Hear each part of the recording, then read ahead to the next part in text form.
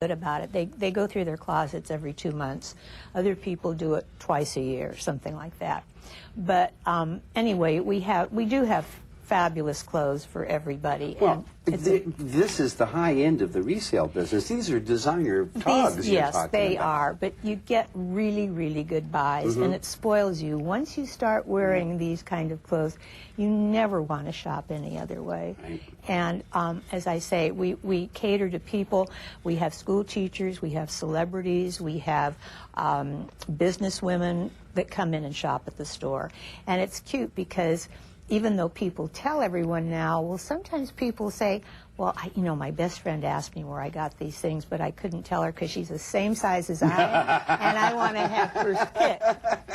So, and I say, well, how do you expect me to stay in business if you don't tell people? Right, Come on. exactly. Well, I mean, a person, given the selection that we saw, a person can really come in and put more than just one outfit together. It's not like you're just a single target. No, absolutely. You could come in with a skirt and get a sweater, get a blouse, get a jacket, get shoes, get several different tops. In fact, we even encourage people, you know, maybe you have like a stray skirt at home and you never could find anything to wear with it. Bring in the skirt and we'll put something with it. It's a fun way to shop. That's a great idea. It is. It's a terrific way to shop. Yeah, and what about those people who want to, maybe they've come to that point where they say, I need to change my look. I've gotten sort of staid and maybe I'm inside, I don't feel good anymore. Yes, we're very good at that. Yeah. Honestly, it's like a before and after. You can come in and look one way, maybe frumpy, if I can say that word. Sure.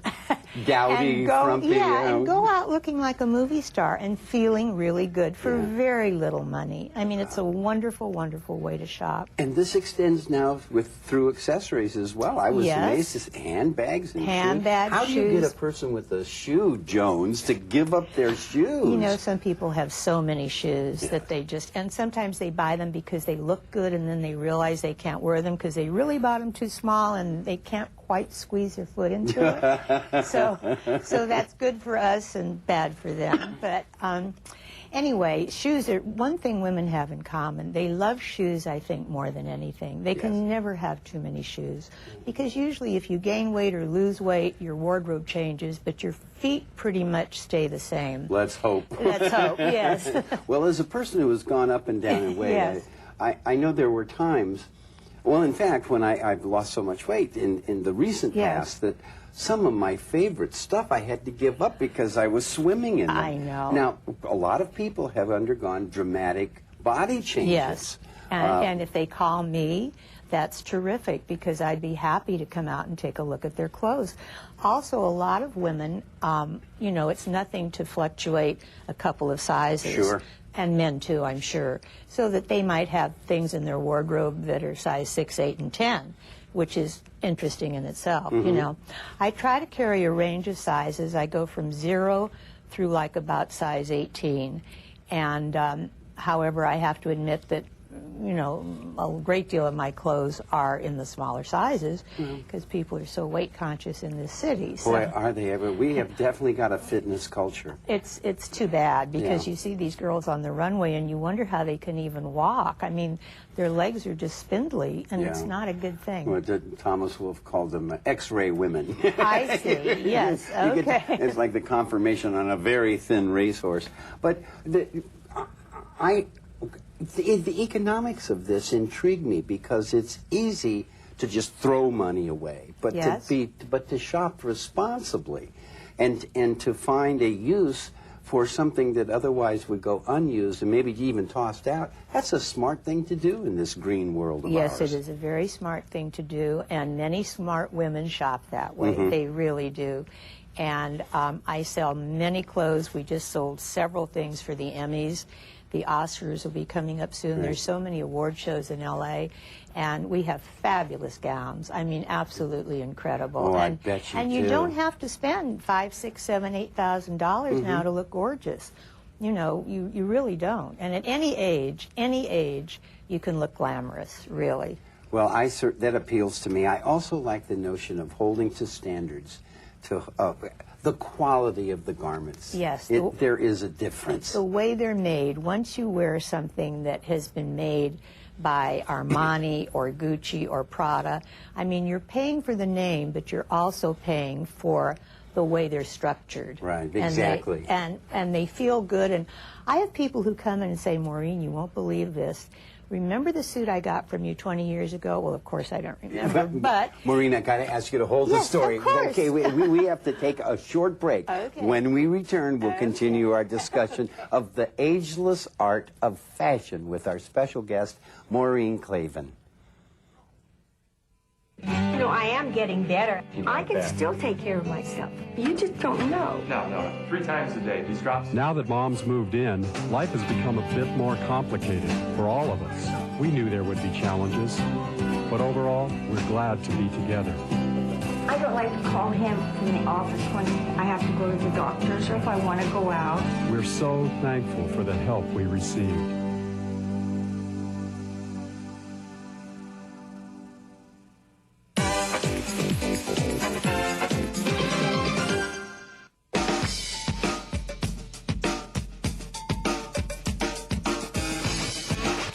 You voted for it, we built it. The Department of Public Works Bureau of Engineering promised to improve, renovate, expand, or construct 32 libraries.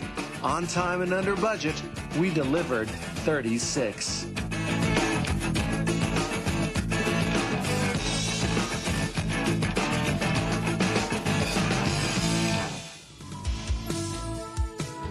Welcome back to Aging in L.A. Our topic today is the ageless art of fashion. And our special guest is Maureen Klavan, an expert in couture clothing and owner of the Address Boutique in Santa Monica. Maureen, you were telling me about people who've come back to you since you've been in business for a while now, 20 years later, and say, do you remember that wonderful Armani suit I had? That's right. And actually that happened just the other day. And she said, remember what I bought 20 years ago? And she said, actually, I wore it the other night. And she said, I got so many compliments. Wow. And so well, besides which 20 years now would make it pretty much vintage. And vintage is so in right now. Yes. Anything that, you know, is from 20 years ago or longer, people clamor for. And especially, you know, unfortunately, some of the designers are no longer with us, so that makes their things even more precious. Yes, you know? I agree. Well, I know I was looking, just shortly, a while ago, I was looking at some of the pictures of, like, Jacqueline Kennedy. Yes. She would be stylish in any age. Absolutely. Well, that look is definitely in the sleeveless little dress and the simple. little simple jacket. Yes. And they, you know, every once in a while they recapture that look. And I have a lot of those little dresses. And the nice thing about those dresses, they're good for someone any age, and you can wear them any place. Okay. Now, when you say any age, sometimes people of a certain age think, well, I've got to stay with the muted tones. I got to stay in the grays and the browns. But that's just not true anymore. I don't think you can really have that kind of color. I mean, my favorite color is actually black, and black is always good, and the little black dress is never out of style.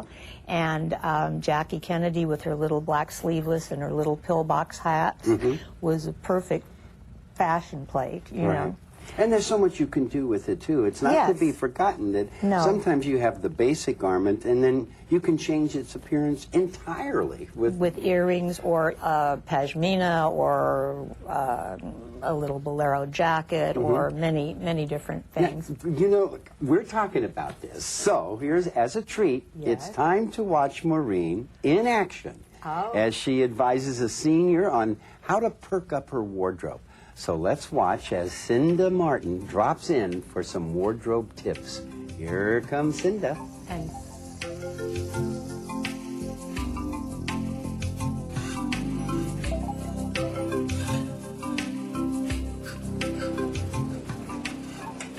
welcome. What can I help you with today? I want something elegant. Something elegant. Come on back and I'll help you.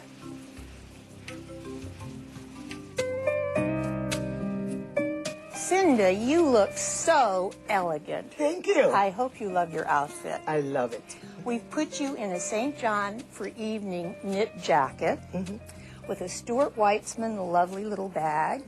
You have your Faith Porter earrings and jewelry, which are so special. We put this with a black jersey skirt and camisole. Now, you can do many changes with this outfit. this particular outfit that you have on is perfect for a graduation, going to a cocktail party, going to a Hollywood premiere, going to a wedding, going to a bar mitzvah. What else can we think of? A fashion luncheon, you would steal the show. So you look absolutely stunning. Thank you, thank you. And you know what? With this basic black that you have, I can show you something that actually, I think you said you were going to be going to work.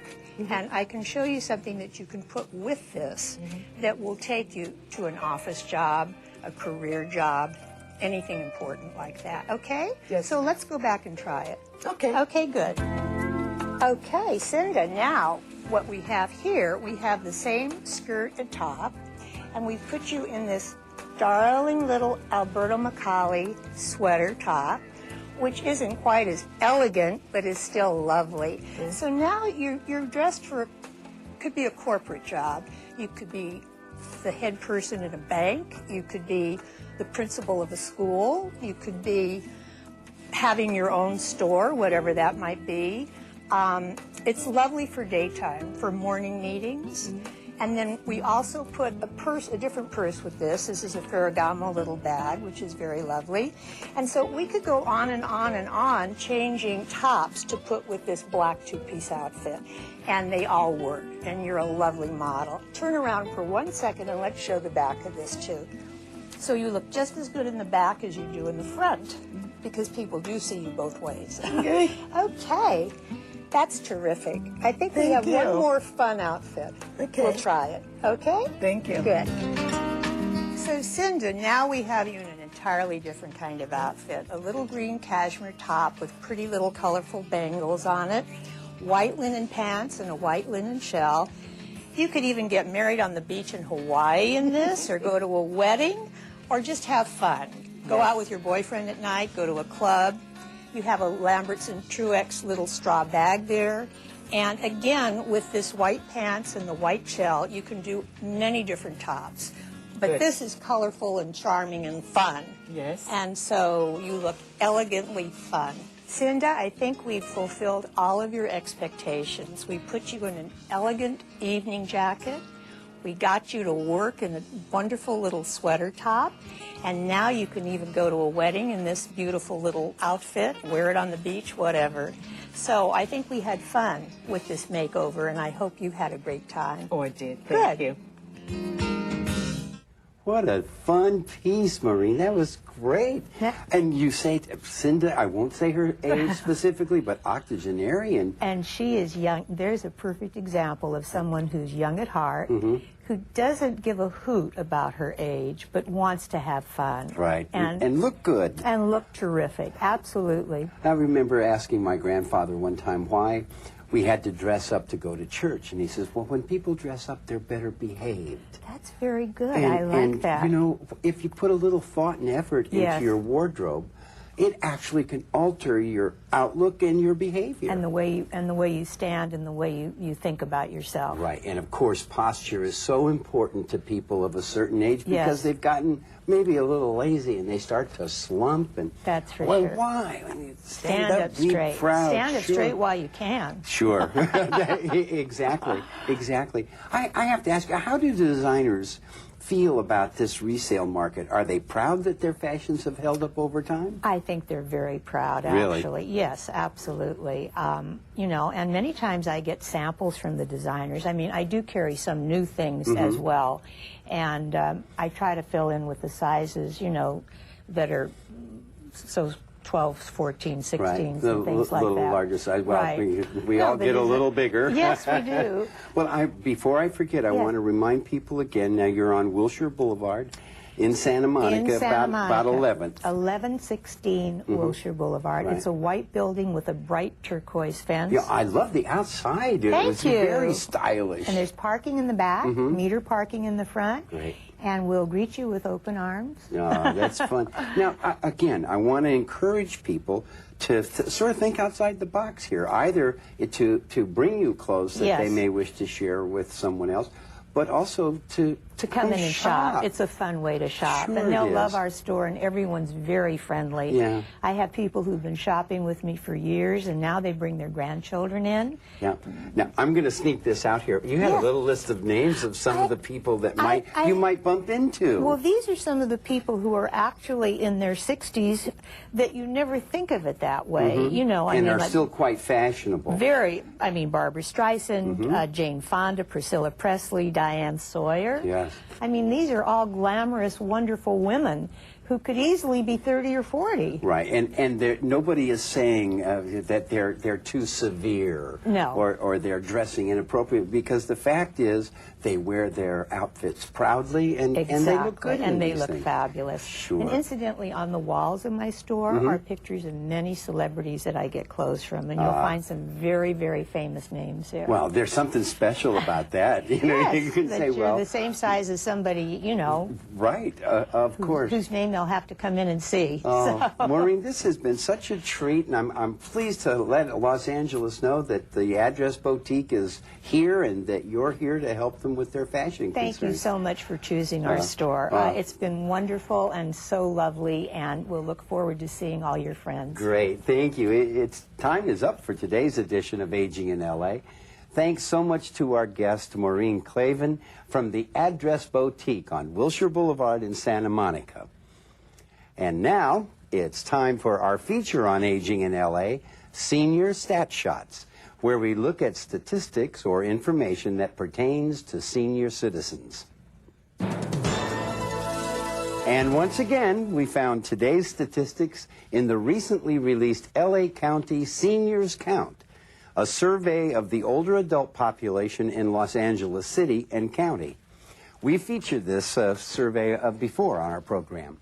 Now, in our last program, we looked at statistics that showed various degrees of difficulty that some seniors have in performing everyday tasks, such as getting in and out of bed, preparing and eating meals, and using the telephone.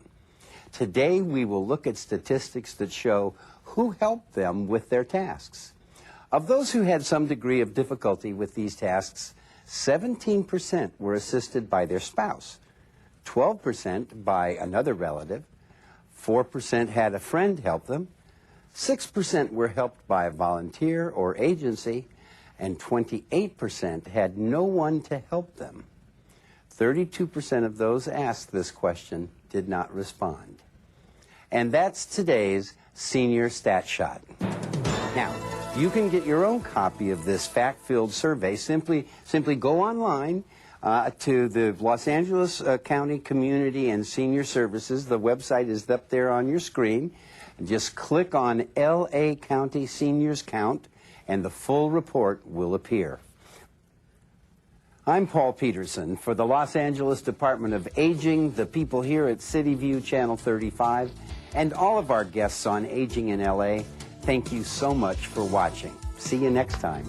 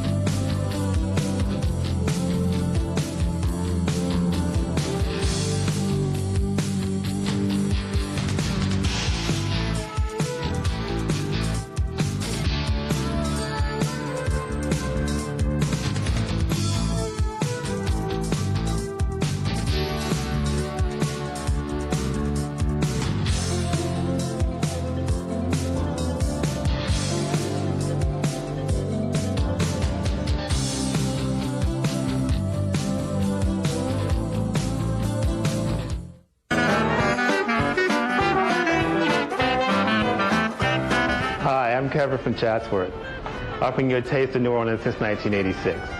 You're watching LA City View, Channel 35. Our city, our channel.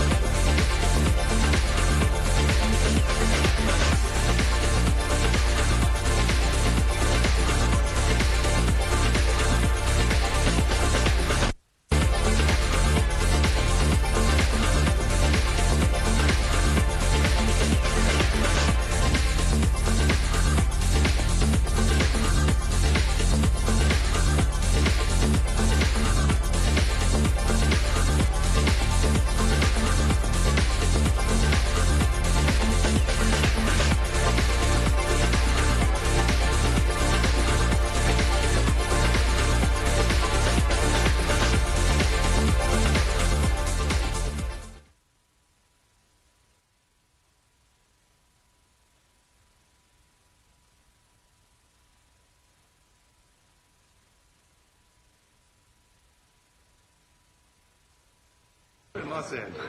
Good morning, Los Angeles, and welcome to the City Council meetings for Friday, July 22nd, 2011. We're here in the John Ferraro Council Chambers, room 340 of City Hall, where we meet every Tuesday, Wednesday, and Friday at 10 a.m. And we would like to welcome members of the public who have joined us here today. Each Friday, we also have special presentations that we make during these meetings for notable organizations, teams, individuals, dates, and groups who have made an impact on the city of Los Angeles. And we do have 6 such presentations here today. I want to welcome all of our honorees that are here, as well as their guests. Also want to welcome our guests on Channel 35, which broadcasts these meetings live throughout the city's cable system. We broadcast them each evening as well. And those viewers who are watching through the internet and listening through their phones, you can go to lacity.org and listen to the council meetings, watch it via live streaming webcasts, or also catch any of our past council meetings, which are archived there as well. All of our supporting materials and agendas are available online. The same things that we read as council members are available to the public. And finally, you can call using your telephone council phone, which is 213-621-CITY. That's 213-621-CITY. And you can listen into any of the council meetings and our committee meetings as well. We also avail ourselves of the San Pedro and Van Nuys City Hall chambers, where you can go if you live closer to those areas and testify remotely to the City Council, save some time, some gas, and some traffic on the roads. If you like to testify from Van Nuys or San Pedro, just go there at 10 a.m. and fill out cards there as you do here in City Council and hand it to the city staff, and we'll be sure to include your comments during our public comment sections. Want to thank those council members who are here on time. We are still awaiting 2 more council members to constitute a quorum. That's council members Alarcon, Huizar, Reyes, Rosendahl, and Wesson. Mr. Cardenas is excused today, as is Mr. Zine, though he has made a brief appearance for a moment as well. So as soon as we have 2 more council members, we will begin the meeting. The presentations we have today include Pioneer Women, which each council district have women from throughout the city who are making a difference in the lives of Angelenos. We have a presentation on National Dance Day, a presentation on child safety, a welcome to our NAACP, which is here for its national conference in Los Angeles, a presentation for Jolene Koister, and also we have the UNCE 18 basketball team, who I see out there in council chambers. Welcome to you guys. Great to have you here. And so as soon as we have 2 more members, we will begin the meeting. Thank you for your patience while we await those council members, Alarcon, Huizar, Reyes, Rosendahl, and Wesson.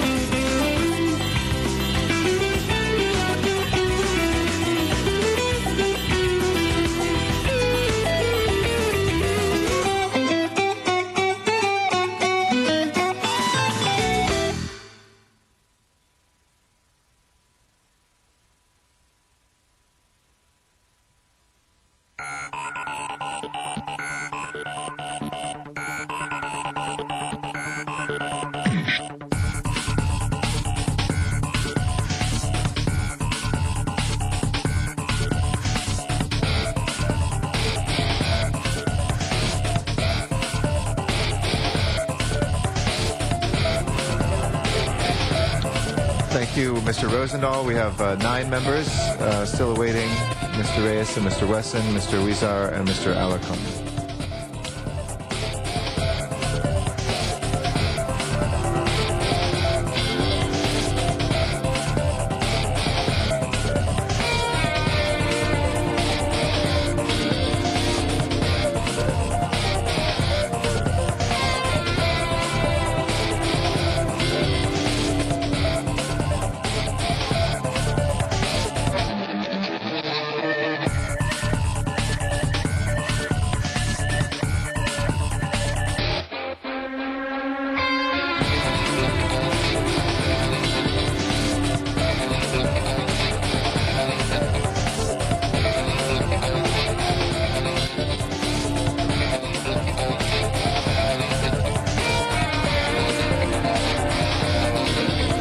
Mr. Reyes here. Let's go ahead and call the roll.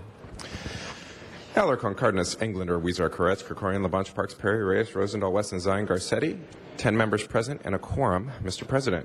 First order of business, please. Approval of the minutes. All right. Ms. Perry moves, Mr. Parks seconds without objection. Those will be approved. Next order of business. Commendatory resolutions for approval. All right. Mr. Krikorian moves and Mr. Labange seconds without objection. Those will be approved as well. Let's quickly run through the agenda if we can before we go to some presentations. Colleagues, if you have items that you wish to call special, right now would be the time to direct your attention. We have cards from the public that would automatically trigger some public hearings on items for which we have not yet had public hearings as well, I believe. So let's go through the first items, please. Mr. President, items 1 through 5 are items for which public hearings have been held. Items 1 and 2 are commission appointments. Would you like to hold them on the desk? Yes, please. Let's hold the commission appointments on the desk. Item 3, is there a request to continue that? Yes, sir. There is a request to continue item 3 to September 6. Okay. If there's no objection, we'll continue item 3 until the 6th of September. Anybody wishing to call 4 or 5 special? Mr. President, for clarification, committee reports for items 1, 2, and 4 have been distributed and circulated for your review. Okay. So anybody wishing to call 4 or 5 special? If not, let's go ahead and prepare the roll for 4 and 5. And please... we get 4, number 4 to it, please. Sure, we'll hold 4. Let's just make it on 5 then. Please prepare the roll on item 5. And we'll... forthwith. I'm sorry. Let's vote on 4 and 5 then. Prepare the roll and tabulate the vote. 11 ayes. Those are approved. We'll send 4 forthwith without objection. Next items, please. Items 6 through 11 are items for which public hearings have not been held. 10 votes are required for consideration. There's no objection to consideration. Then we will consider them. And that leaves us items 6 through 11. We'll hold 6 on the desk as a commissioner. Do we have cards on any of these items? Sir, we do. Items 6, 7, and 9. Okay. We'll close the public hearings on 8, 10, and 11. Anybody wishing to call those special? 8, 10, and 11. Okay. If not, let's go ahead and please open the roll, close the roll, and tabulate the vote. 11 ayes. Okay. That is approved. Next. I'm sorry, Mr. President. On the continuation agenda, item 12 is an item for which public hearing has been held. There is a request from member to refer this matter to the Rules and Elections Committee. Is there any objection, colleagues, to continuing to referring that to Rules and Elections? We will be able to hold extensive hearing there and get some of the feedback from the City Attorney and the Ethics Commission. Mr. City Attorney? And just for the record, Mr. President, I have a copy of the ordinance that was requested to be drafted Wednesday to be submitted to Council. Can I hand that over to the clerk? Thank you for the lickety-split work. Appreciate it. Okay, without objection, then we'll refer that to Rules. That will take us back now. We do have 12 members, but we have a card on the one ordinance, so I think we will wait on that. Let's go ahead then and go to our presentations. Mr. Labange, are we ready, or should we go to another presentation while some of our pioneer women are coming down? Yes. Okay. Mr. Koretz, are you ready to dance? Mr. Koretz? You are not ready to dance yet. Okay, we will not be celebrating National Dance Day, but we do expect to see Mr. Koretz dance a little bit. Mr. Alarcon, are you ready for a child safety presentation? Yep. Okay. We'll recognize Mr. Alarcon for child safety presentation.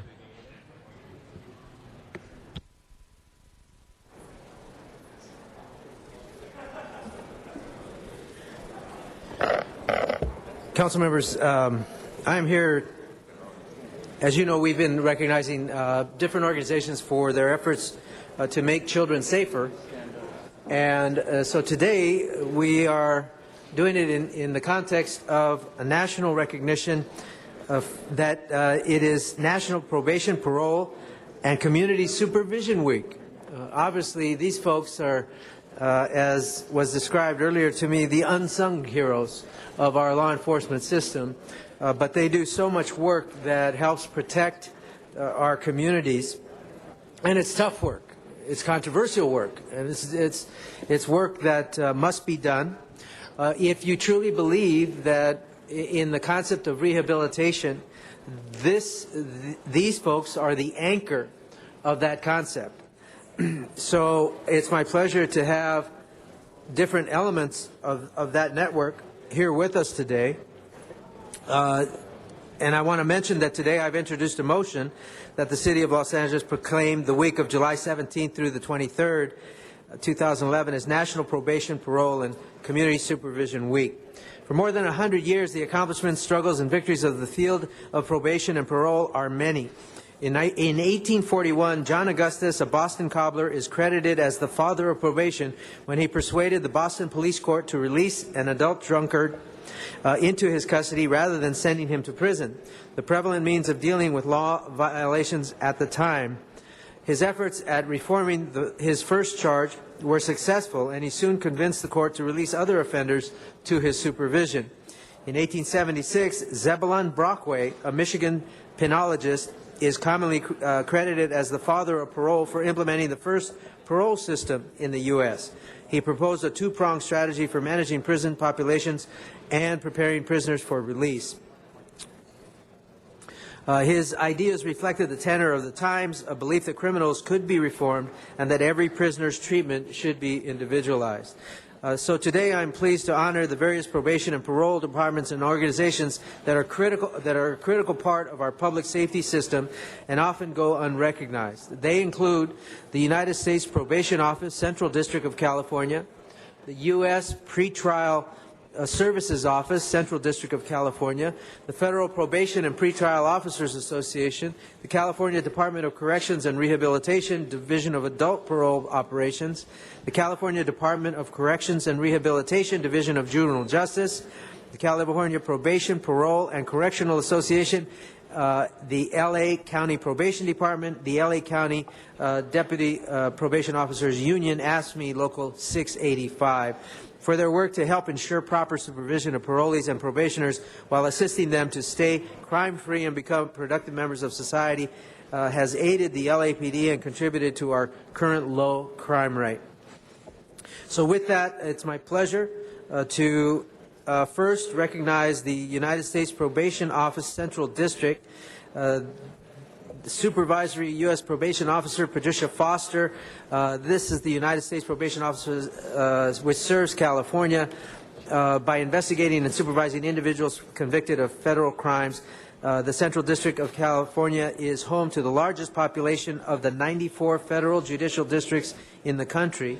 The area that the office serves covers 39,900 miles over 7 counties, including L.A. The area is served by 170 officers and supervises 5,400 offenders throughout the district. Patricia Foster, we want to present this resolution on behalf of the City of Los Angeles. We thank you for making our community safer. Thank you.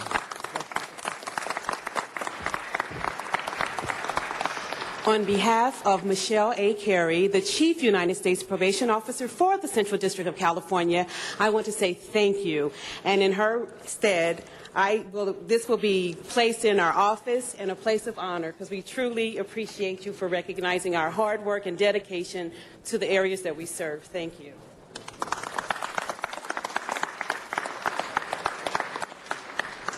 Second, we have the U.S. Pretrial Services Office, Central District of California. The United States Pretrial Services Office for nearly a decade has been the leader in the use of global positioning satellite technology to track the movements of high-risk defendants living in the community.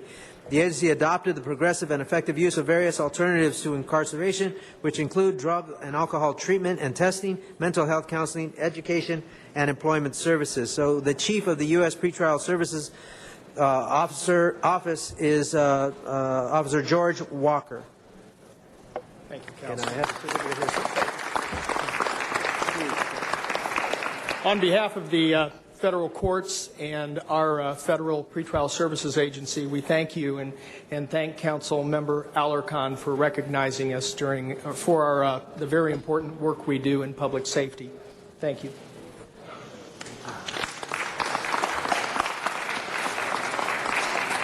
Next, we have the Federal Probation and Pretrial Officers Association. The U.S. Probation Officer Eunice Habig is the national treasure.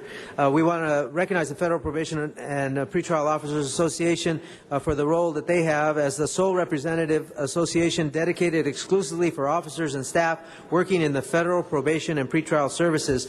The association has over 900 members who perform an extremely unique and important function for the federal court system.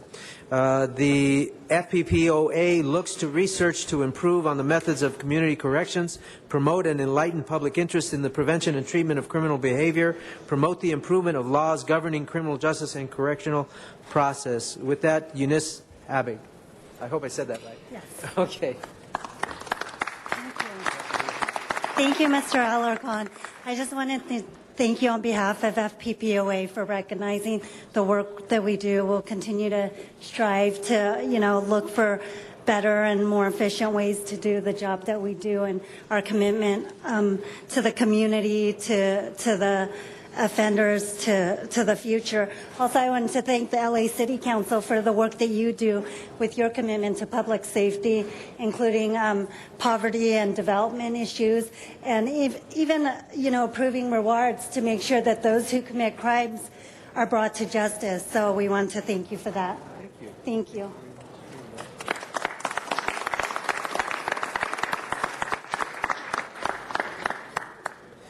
Now I'd like to recognize the California Department of Corrections and Rehabilitation Division of Adult Parole Operations.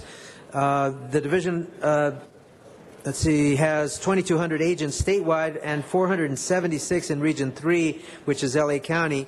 This region has embarked upon one of the greatest reform efforts in the history of parole that includes but is not limited to the reduction of agent caseloads, use of global positioning satellite technology on gang members, and a field training officer program for newly hired parole agents. DAPO has created California parole apprehension teams to search for parolees at large and return them to proper supervision. Since the creation of these teams, the parolee at-large population has dropped to an all-time low, with 93,973 parolees statewide and 9,143 parolees in the city of Los Angeles alone. This apprehension team has a critical job to do. I'd like to recognize the State Director, Robert Ambroselli, Maria Franco, the Regional Parole Administrator, Dennis Wirt, Deputy Regional Parole Administrator, Steve Kubicek, Deputy Regional Parole Administrator. Thank you very much. Thank you very much. Mr. President and members of the City Council, thank you for recognizing us. It's a proud day for us to accept recognition for the spirit of cooperation between the City of Los Angeles and the State of California. More importantly is Council Member Alarcon's commitment to public safety and protecting the community by recognizing our division. And so as a small token of our appreciation, we would also like to bestow upon him the honorary parole agent process and a shirt. So we thank you for joining us. Thank you very much. I almost forgot the badge, a little lapel pin. I'll leave one for the president as well. So I'll entrust. You don't have a full size one? I don't have a full size one. He can take mine. Thank you so much. Thank you very much. Thank you. Thank you very much. Congratulations. Thank you. Thanks a lot. Thank you. Take care. Geez, I hope people don't get the wrong inference if I wear this shirt. Anyway, that's a whole different issue. I'd like to now recognize the California Department of Corrections and Rehabilitation's Division of Juvenile Justice. Kathy Johnson is the State Deputy Director. The Division of Juvenile Parole Operations, DAJO, or DAJO, I don't know which one it is, but DAJO office that was located in my district worked very closely with my office, and I was disappointed to hear that it was being closed. I even wrote a letter to Secretary Kate. But the DJJ office in my district operated the only food bank in the area, helping 250 households per week, and offered an on-site school serving 120 youth that included the juvenile parolee and eligible siblings that dropped out of LAUSD but motivated to attend school with a sibling. Annually, our offices together organized a National Crime Victim Rights Week car wash that raised money for crime victim agencies and taught parolees the impact of crime. So it's my pleasure to introduce Kathy Johnson, the State Deputy Director. Thank you so much. Thank you again. I'm here on behalf of Rachel Rios, our Director of Division of Juvenile Justice. I regret that she's not able to be here. She sends her regards, and we thank you.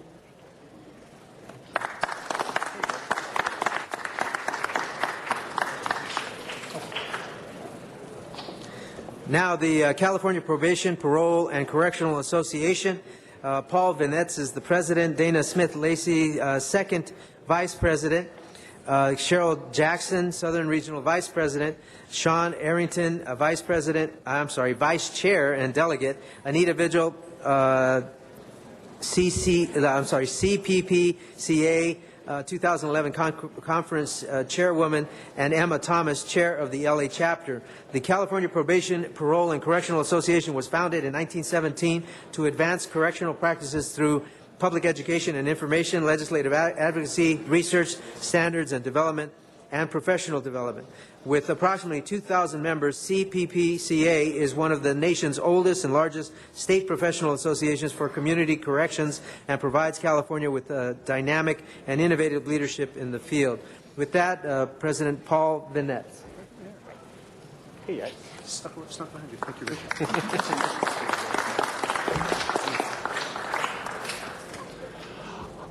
On behalf of the men and women of the California Probation, Parole, and Correctional Association, I would like to thank Councilmember Alarcon for this presentation, and would also like to thank the members of the City Council. We are very proud to represent our organization, which does stand in a leadership position for professional development and for legislative advocacy. Also, as an employee of the LA County Probation Department, would like to thank my chief, who is standing to my side, and thank him for his support and leadership as well.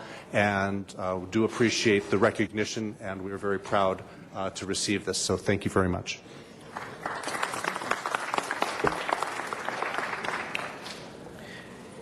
Now, the Los Angeles County Probation Department. The LA County Probation Department was established in 1903 with the enactment of California's first probation laws, and has 6,211 employees, 4,358 probation officers, with approximately 80,000 adult and juvenile probationers, and of that, 26,773 reside within the city of Los Angeles.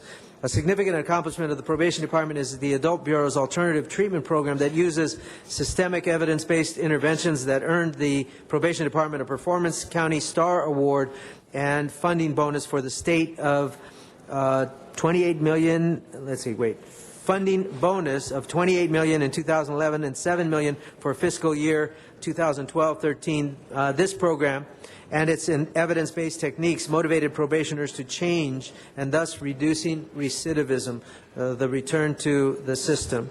So with that, we have Chief Probation Officer Donald Blevins, Deputy Chief Reaver Bingham, Carl Washington, my former colleague in the legislature, Chief of Intergovernmental Relations, Legislative and External Affairs, and of course he has the longest title of all of the people. But with that, it's my pleasure to introduce Chief Probation Officer Donald Blevins. Thank you. As you heard, the LA County Probation Department has more than a 100-year history serving the communities in LA County.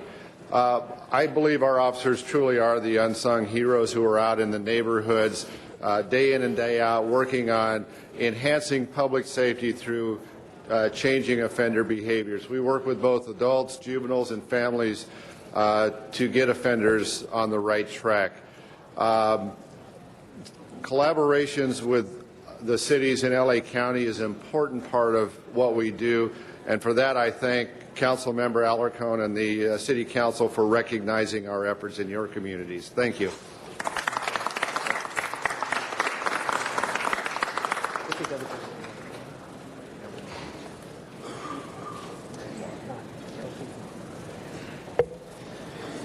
Okay, now the ranks of the LA County Probation Department.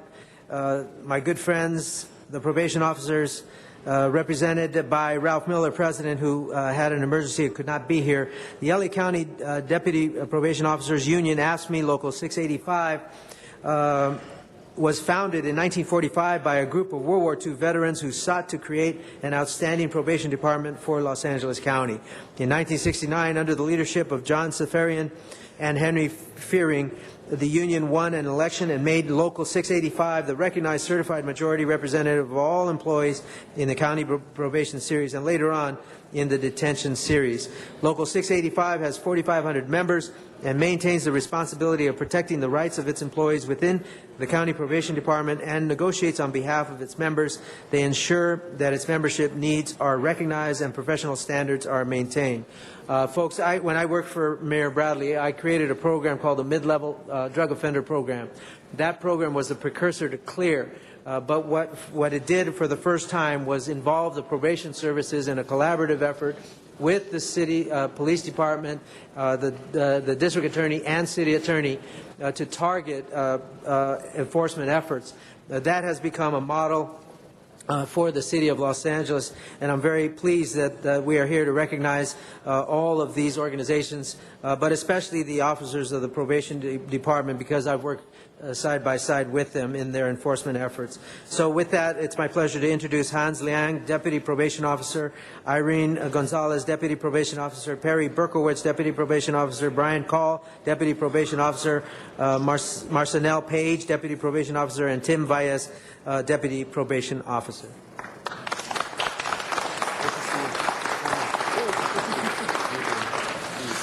Good morning, Council. Our President, Ralph Miller, was really looking forward to attending today, but as Councilman Alarcon said, he had a family emergency. So on his behalf and on behalf of Local 685, we'd like to thank the Council and also thank Councilman Alarcon for this recognition. It's truly an honor. Thank you. Thank you.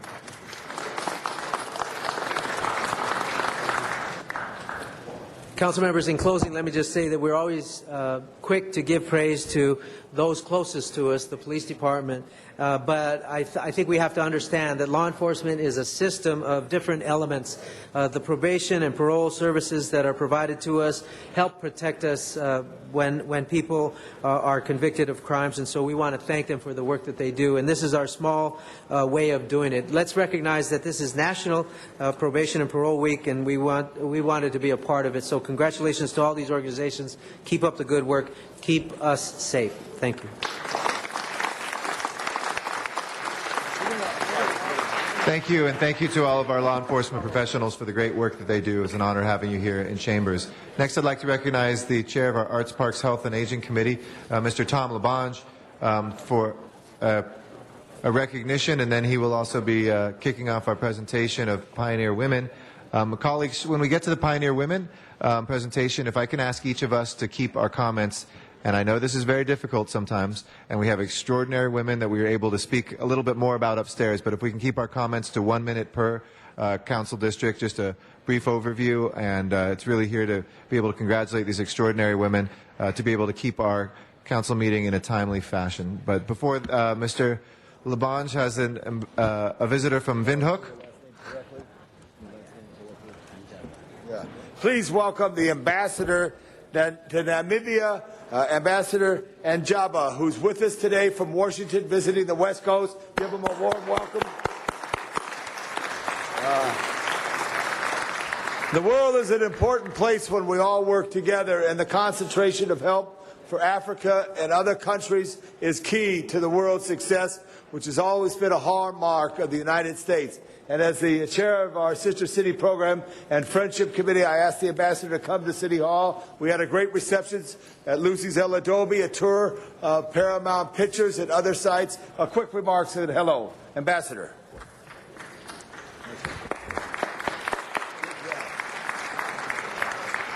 Mr. President, distinguished members of the City Council,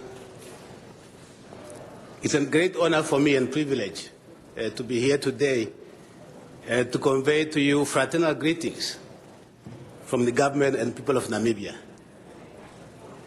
Our visit to Los Angeles is aimed at establishing contacts and partnerships with the political leadership, and also with the business community, with a view of working together and seeing what we can do together as a people for the benefit of our two people. Namibia is a young country, a multi-party democracy, which enjoys peace and security, and we have a lot to offer. We are endowed, for example, with a lot of mineral resources, among them the diamonds, the copper, gold, uranium, and others. And we are here to invite you to work with us for the benefit of our people, both in Los Angeles and in Namibia. We thank you very much for the warm welcome. We have enjoyed the hospitality in this beautiful city. And in this context, I wish to propose to you, Mr. President, and the distinguished members of the City Council, that perhaps in order to further strengthen and consolidate the excellent relations between Los Angeles and Namibia, we could consider a sister city relationship with the capital city of Namibia, Windhoek. We can look at various areas of cooperation in the economic field, exchange programs, exchange of best practices, and experience and expertise on some of the issues of concern to the cities. Once again, thank you very much for this wonderful opportunity. Thank you very much, Ambassador. Thank you. And Mr. Ambassador, it's an honor to have you here. I often refer to Namibia as my favorite country outside the United States. Had the good fortune of traveling there. It's an extraordinarily beautiful country, not just Windhoek, Swakopmund, Etosha, the Skeleton Coast. It is a dramatically beautiful country with incredibly beautiful people and a proud tradition. So we're very honored to have you here, and I'd be happy to send my friend Tom Labange to make sure that we further our friendship between the two countries, maybe with a trip to Namibia sometime in the future. So thank you very much. Members, what the key is friendship, and we start with the friendship. And for the friendship grows the relationship. So we welcome you, Mr. Ambassador. Look forward to continued efforts, and we'll call on the people of Los Angeles to help as well. Thank you very much, Mr. President Council. Thank you very much. I have the honor to present some information material. I appreciate that. We're going to take some pictures right now. Sit here for just a second. And as we await the total revival of all the honorees from one part of the world to another part of the world, Man City is coming to town. Is that right? Man City is coming tonight to town Sunday, a big game against the Galaxy. With us today from the city of Manchester, the Chief Executive of Manchester Marketing, Andrew Stokes and Catherine Walker. Give them a big hand. Manchester, Man City has won the cup this year. Great soccer, but also the second largest city of England is a friendship city. And we welcome Manchester here today. Moments away will be our special honorees of Pioneer Women. Please continue with the agenda. Okay, all right. Thank you, Mr. Labange. And even us Chelsea fans are gracious about having Manchester United here today. All right, with that, we will turn next to Councilwoman Jan Perry for a very special presentation to begin the NAACP's national conference here in the city of Los Angeles. I see a distinguished third row of guests there, if they'd like to come forward and join Ms. Perry at the podium. And Mr. Parks.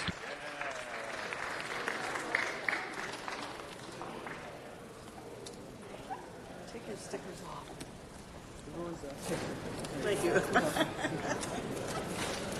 Come close. Come up close. Yeah. All right, and Mr. Parks, Mr. Wesson, if you would join me, please, at the podium.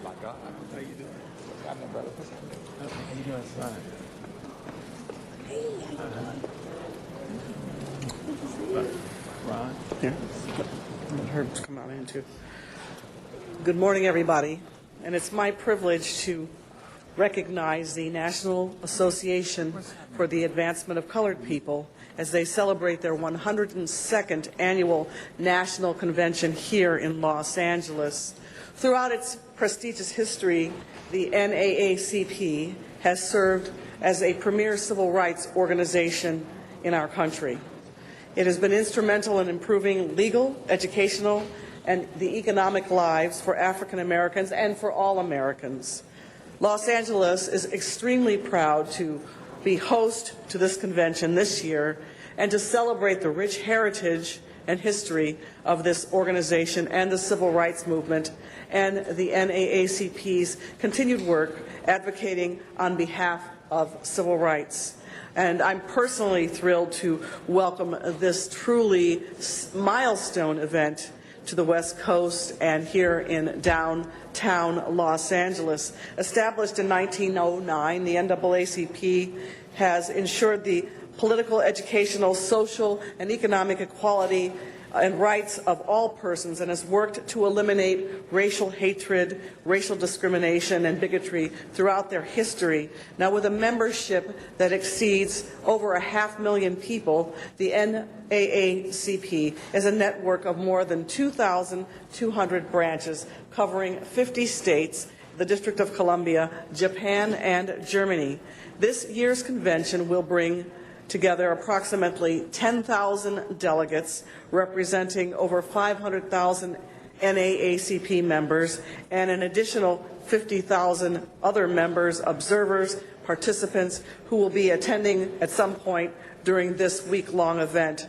The high level of energy and enthusiasm for this year's event is due in large part to the fine people here from Los Angeles, California, and Los Angeles' multicultural community and our standing within the world.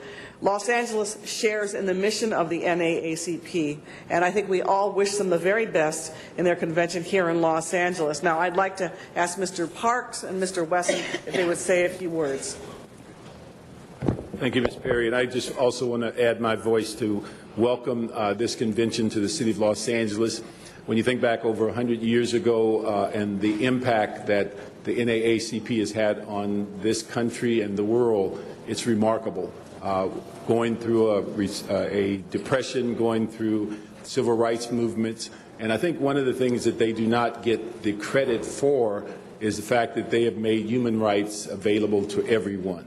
It's a model that has been replicated by several different ethnic groups, but unfortunately at times, just by the name, people have a tendency to believe it's only for African Americans or black Americans. But the issue is that they have certainly made an impact in this country, in this world, on human rights for everyone, giving them a chance, whether it's education, access to housing, dealing with issues on financial needs. Everyone has benefited from their efforts, and I'm just pleased to be here to honor them today.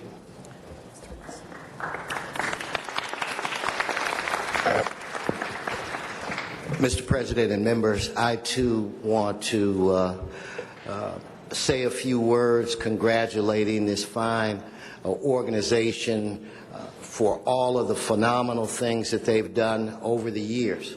I can remember, and I'm being truthful, when I can remember when I was in college, even though it was 100 years ago, I do remember there were so many other organizations that would say negative things about the NAACP. And those organizations are no longer here. They're here because they delivered. Alice Huffman has been a dear friend of mine. I think it was former Speaker Willie Brown told me that I had to have a relationship with her. And when I was Speaker of the House, she worked with me, and we celebrated the 50th anniversary of Brown versus the Board of Education. And what a lot of people need to remember, they basically went to court time and time again to prove that black people were human beings. Their work can be documented. Their success, like Mr. Parks said, has been replicated by other organizations and ethnic groups throughout the world. they are truly the trailblazers, and we want to welcome all of you to Los Angeles. And it's good to see some good old friends, and it's always an honor to spend time with Willis Edwards, who everybody on the planet knows. So, and he calls everybody brother, even if you're a girl. Hello, brother. Anyway, we're glad to have you here, and it's an honor to stand by your side. Thank you so much. Why don't we have a few words first from the president of the California NAACP, Alice Huffman. Oh, baby. Yeah, no, you did not. They're correcting me. They weren't correcting. I'm going top down, okay? You are absolutely correct, Madam Councilwoman. I'm giving this woman this recognition first. Thank you so much, Councilwoman. Thank you, Councilwoman. And thank you, Mr. Speaker, and thank you, Mr. Council Member. And to the President and to all the council members, what an honor. We really appreciate that you appreciate our being here and what we stand for. I would simply like to tell you, as Vice Chair, I am a National Board member, and as Vice Chair of the Planning Convention Committee, I have interacted with many different aspects of the city to bring this convention here. The Business Bureau, the Convention Center, the council members, the president of the council, everybody's got a little piece of this NAACP that's coming to town that's going to make it one of the most successful conventions that we have had in recent times. I am absolutely convinced of that. Thank you. We are coming to the City of Angels, and we want you to remember, as I see Mr. Koretz and other council members here that I have worked with, for justice in America and justice in other lands where justice is needed and they need advocates. We want to reassure you that we are on our mission, that we know that there's still a lot of unfinished business in the world, in California, in local communities, and that we will have a good time while we're here. We will leave lots of resources while we're here, but we will indeed take care of the people's business to further the objectives and missions of the NAACP. And so I want to thank you for your great hospitality. I want to thank you for all the law enforcement and other people across the city who's working with us. And I'm going to thank you in advance that you are probably going to be one of the most sensitive local entities that we've held, where we've held the convention, and that when we leave, we will leave better off. America would be better served. Los Angeles will be better off, and the NAACP definitely will be better off. So thank you very much. Thank you, Alice Huffman. And next we will hear from board member of the National NAACP, Mr. Willis Edwards. Mr. President, City Councilman, we're very happy to be here today. It took a long time. 30 years ago is the last time that the NAACP convention was here. And we were fighting for justice, and we were fighting for people to be employed, and we're still fighting for justice, and we're still fighting for people to be employed and to get their fair representation at City Hall as well. So we're here today to say thank you very much for welcoming us to our city. It's going to be a wonderful time for all of us. I want to thank the President, and I want to thank the City Councilwoman for having us here, and all the City Council people, because we do have a mission, and that mission is justice for all. Thank you very much. And now, we've got, go ahead. Word from the president of the Los Angeles NAACP, Leon Jenkins.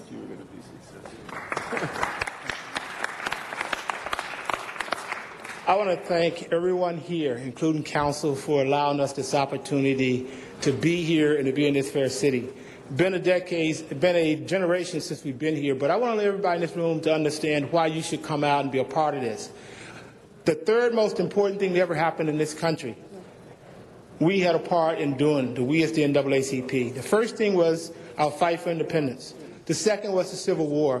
The third most significant thing that happened in this country was Brown versus Board of Education. And I look around this room, and most of us that I see would not be here but for Brown versus Board of Education. It opened the door for all of us. and the NAACP deserve a little gratitude. And come and support us. We're here all week, and we just love to have you. Thank you. I'd also like to recognize Ron Hassan, who's here on behalf of the Beverly Hills chapter of the NAACP. Mr. President, there are some people in the queue. Yes, we have Mr. Reyes who'd like to add his good wishes as well. Mr. Reyes? Thank you, Council President. I felt compelled to speak up and thank you for your hard work. But one of the motivations I have is to acknowledge the fact that very few organizations have the capacity to raise the dialogue nationally when we start addressing how this country treats our own citizens, the Americans of this great country.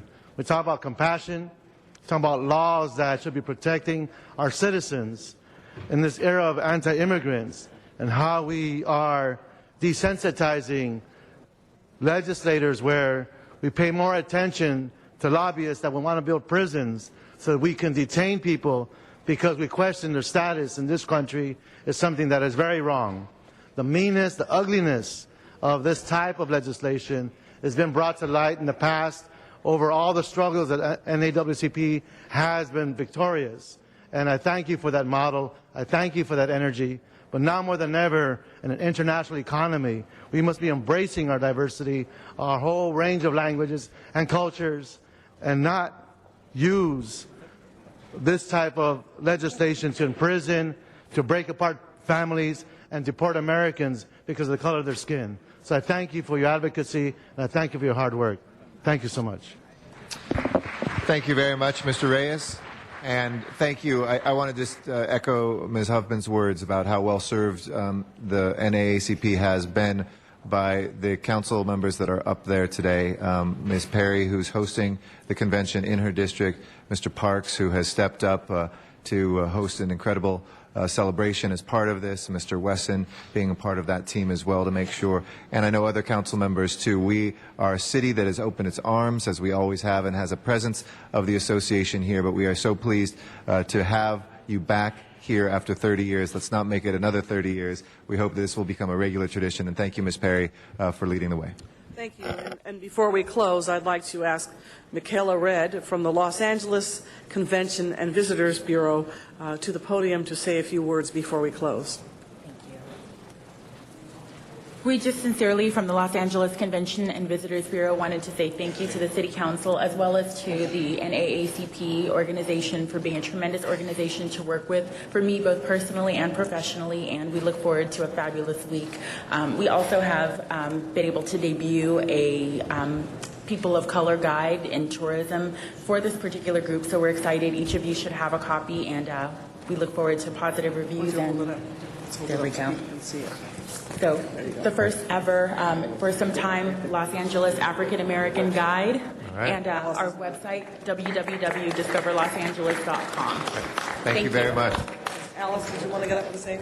I would like, in my comments, I did not invite all of you to participate, and especially on Sunday, our opening session is our public mass meeting that anyone is able to attend. And you will find that this will be one of the most exciting conventions that you've been to for a long time, because we truly will be dealing with substance. But if you would care to participate in other things going on at the convention, you can go to our website, naacp.org, and find the schedule, or you can just come over to LA Live in the convention center and just get in the mix. But we would like to have everyone who would like to come attend. Thank you. Thank you. Thank you. All right. Thank you very much. And then we'll take a picture in the back. Okay, sorry. Thank you all very much. Back, okay? Appreciate your presence very much. I have one more. Yonsei? Is it Yonsei next? No, it's a little bit. Just Okay, we should later. do Pioneer Women that we've been waiting for, and then great. we'll come All back. right, great. Okay. All right, I'll be right there. Thank you to everybody who's patient for the other presentations. We will be getting to everybody, don't worry, but we would like to recognize Mr. Labange for an extraordinary group of 15 women who are here today, Pioneer Women. Again, colleagues, I've set actually the clocks to 1 minute each, which I know is excruciatingly difficult for us all to condense what we have to say in just a minute, but to give everybody a little sense of who each one of these women are, we'll lead with Mr. Labange, and from there We'll have a minute each to say a couple brief words, and we hope that folks will be able to look and find out even more about these women who are making a difference in Los Angeles. Mr. Labange. Thank you very much, Mr. President. Members, there was a very spirited, wonderful reception this morning in the Tom Bradley Tower, higher above the city, in the Grand City Hall, as we recognize the pioneer women of 2011. And leading the charge was the President of the Commission on the Status of Women, Araceli Campos, who's going to say a few words, an introduction as we make these presentations. Let's have a big hand for the President of the Commission on the Status of Women. Thank you, Councilmember Labange, Councilmember President Garcetti, and all the council. Thank you for this opportunity. It wasn't long ago that I was here asking for your appointment, and now I'm president, and I promised you that I would work hard to make Los Angeles a more feminist city, and I've been doing my part. And we are now in the Community Development Department, as you know, and so this is our first big event, and we'd like to thank you sincerely for your support and the mayor's office support in getting us to this place. It was a wonderful reception, and we have revitalized our annual, so it's our 18th annual Pioneer Woman of the Year Awards, and this year we honored one honoree from each council district and 4 honorees on behalf of the CSW, the Commission on the Status of Women. And these are women who have blazed the trail for other women, and in this year in particular, we have a strategic focus on women in non-traditional roles. So women who advance the opportunities available to women and girls in non-traditional opportunities, and these are the opportunities that are economically advantageous and that support the economic and future success of women and all the city of Los Angeles. So with that, I'd like to thank you again for your support, for your continued support in advance, and I'd like to turn it over so that we can honor the amazing 2011 Pioneer Women of the Year. Thank you very much, Ms. Campos. Let's hear it for the Commission on the Status of Women. Many of the awardees are here. Mr. President, may I call on you first, and we're just going to go in an Absolutely. order around there? Thank you. I would stand with her, but Yolanda Brown, if you'll come on forward to the podium, and Channel 35, feel free to put the focus on her instead of on me. But Yolanda Brown is the incoming Parish Life Director at Blessed Sacrament Church in Los Angeles, but has an extraordinary record as a business leader, as a community leader, and as a faith leader. And when we looked at non-traditional roles, we know that there are women inside the church that are making a difference, and we couldn't think of anybody more impactful in this city than Yolanda Brown.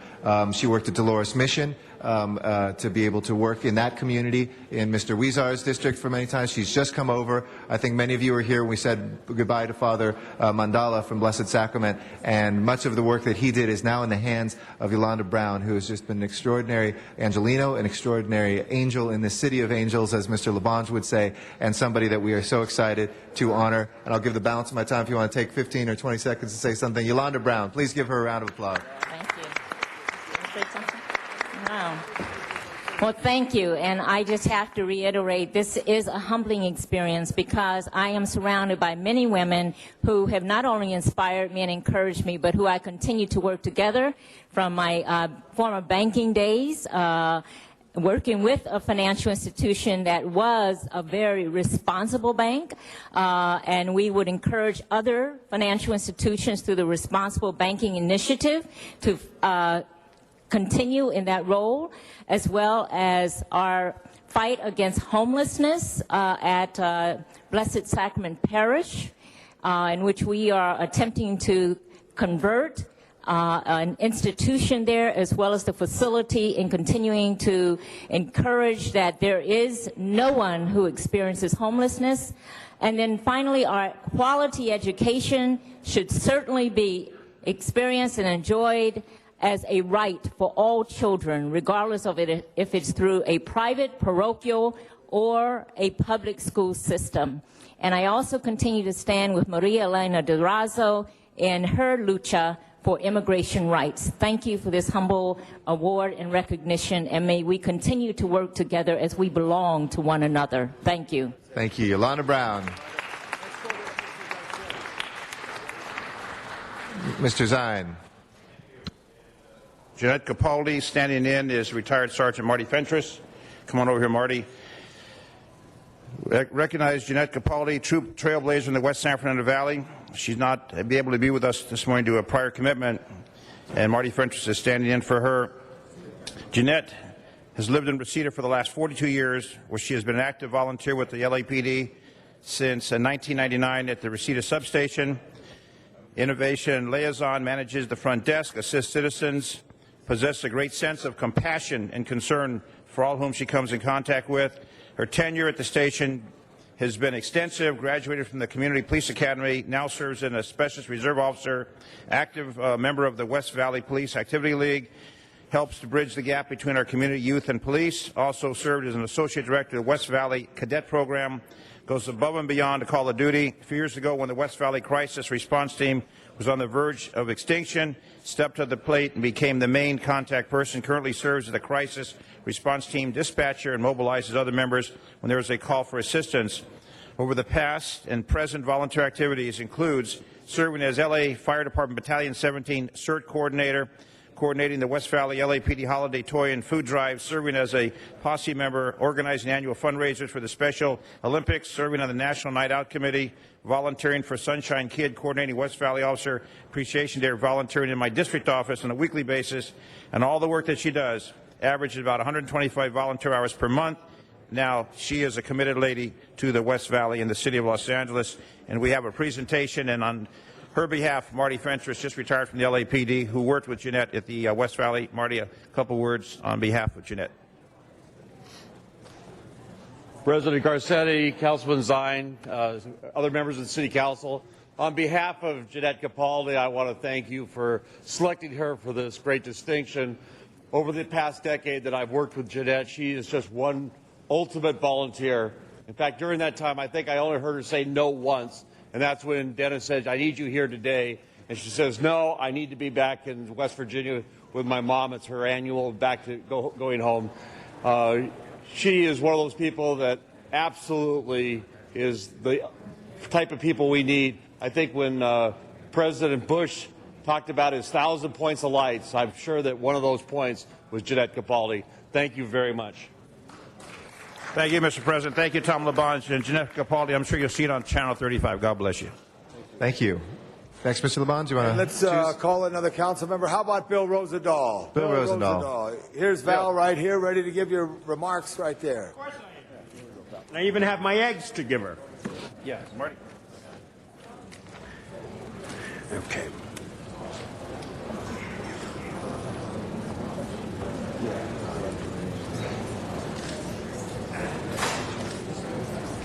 Okay, Bill.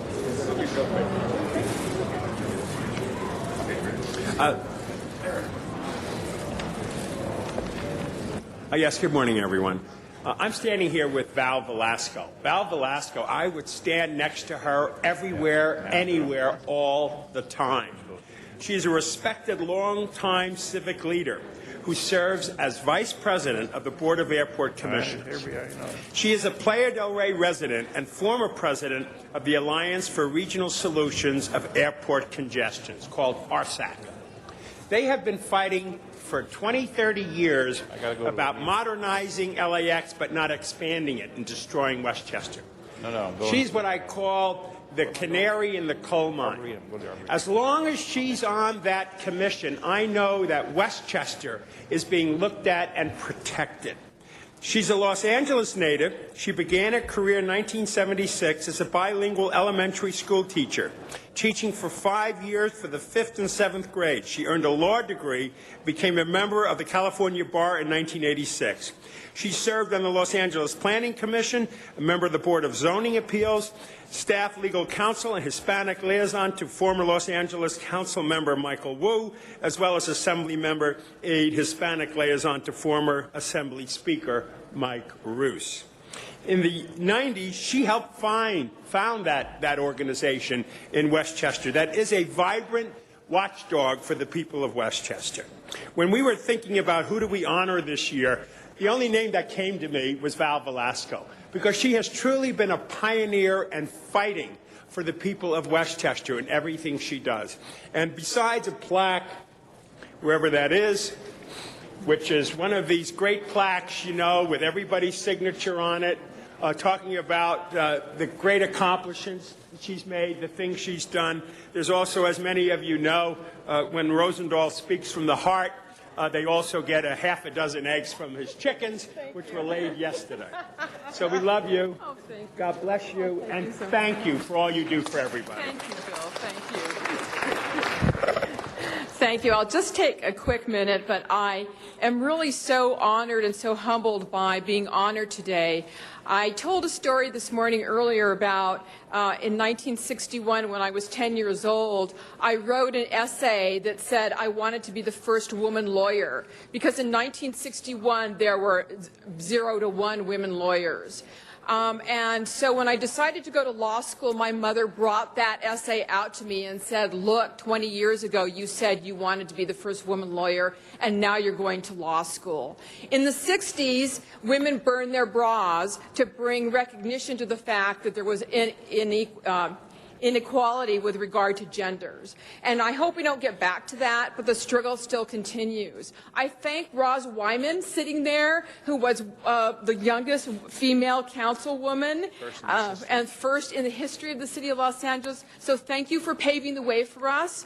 But the struggle still continues. I'm in industries that are still male-dominated, and every day it's a struggle for me to maintain my confidence and to go up on the same level as the males that are in that industry. So thank you so very much. I'm very honored today. Thank you, Bill. Well, God bless you, and thank you again. And I have another half a dozen that I'm going to give to Roz Wyman. All right. Mr. Wesson. Thank you, Mr. Labange. And members,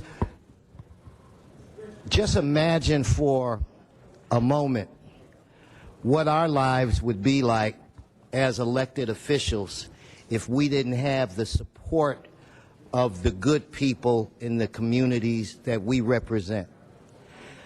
Think about all the assistance that they've given us over the years.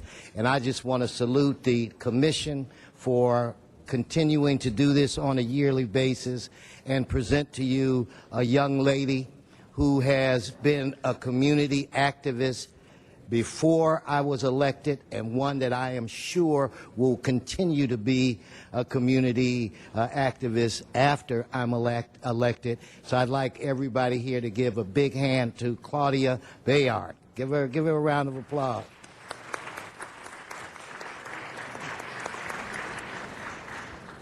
We had a breakfast earlier where I said a lot of things about her. Now, I can tell you this, Claudia is a doer. She does not want to speak. Okay, she just wants to get what I have for her and probably go back to Pico Boulevard, where we call her the queen of Pico Boulevard, and take care of her district and my district. So I'd like to present you with these roses again that I got from Mr. Krikorian's backyard this morning before he woke up. And I also want to present you with this commendation from the city of Los Angeles. Ladies and gentlemen, Claudia Bayard. Thank you.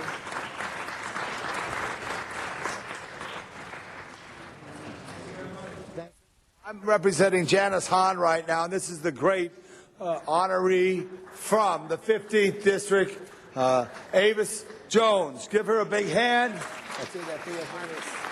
Arvis, for many, many years, is a passionate graduate of Dorsey, graduate of Long Beach State, but then her life changed. A victim where her son was lost in a shooting.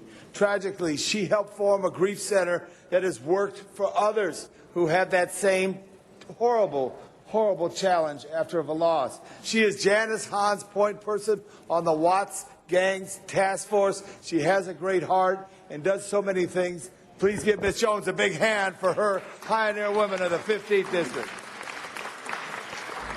Thank you. I'd first like to thank Congresswoman Janice Hahn for acknowledging me, and then also for Mr. Labange for taking her place. I was sharing with him that the last time I stood here was a year ago when the City Council approved a $75,000 reward for my son's murders. But I had been doing this work in grief and loss long before that. What my mission is to help our young people get over and through their unresolved grief and loss issues. So we work with families all over the city. I sometimes get called to the crime scenes with LAPD because it takes a village. And I found when we help these young people get over some of their anger issues, they do much better. Again, I want to thank the Commissioner of Women for giving us this award, but we do what we do because it needs to be done. And this is just icing on the cake. Thank you so much. Thank you, Ms. Jones. Thank you very much. Thank you. Congratulations. I'd like to call on Mr. Ed Reyes of the 1st District. Thank you. Thank you, Councilor Labange, colleagues. I am very honored and humbled to be here today and honoring Maria Echeverria as Pioneer Woman of the Year. My district is a very unique district in that I call it the Alice Island of the West. You've got so many different communities, languages, and countries represented. And to me, the immigrant experience is a very special one. But especially when you're struggling with the crunch of poverty and how it affects families and children, it takes a lot for one individual to rally parents to meetings, to rally interest in community, to attend to issues that pertain to affordable housing, fairness from our businesses and how we are treated by the banks, looking at how we can work better with our police department, to work with our children, how to organize church events, and speak in different languages that will actually capture the attention of the people that we want to support. Maria Echeverria is one of those persons that every day grinds away to make sure these events happen, that they're coordinated, that the issues are being addressed, and she does it with a lot of heart. She does it without a lot of fanfare, does not look for the spotlight, and these are the people that truly make a difference, those who do not seek the title, do not seek that attention, but do it in the reward of what is being actually attained and the successes of their goals. So María, muchas gracias por todos los esfuerzos, lo que han hecho por todos estos años en Pico Union para la parroquia de Santa Tomás y lo que han logrado hasta ahora. Muchas gracias.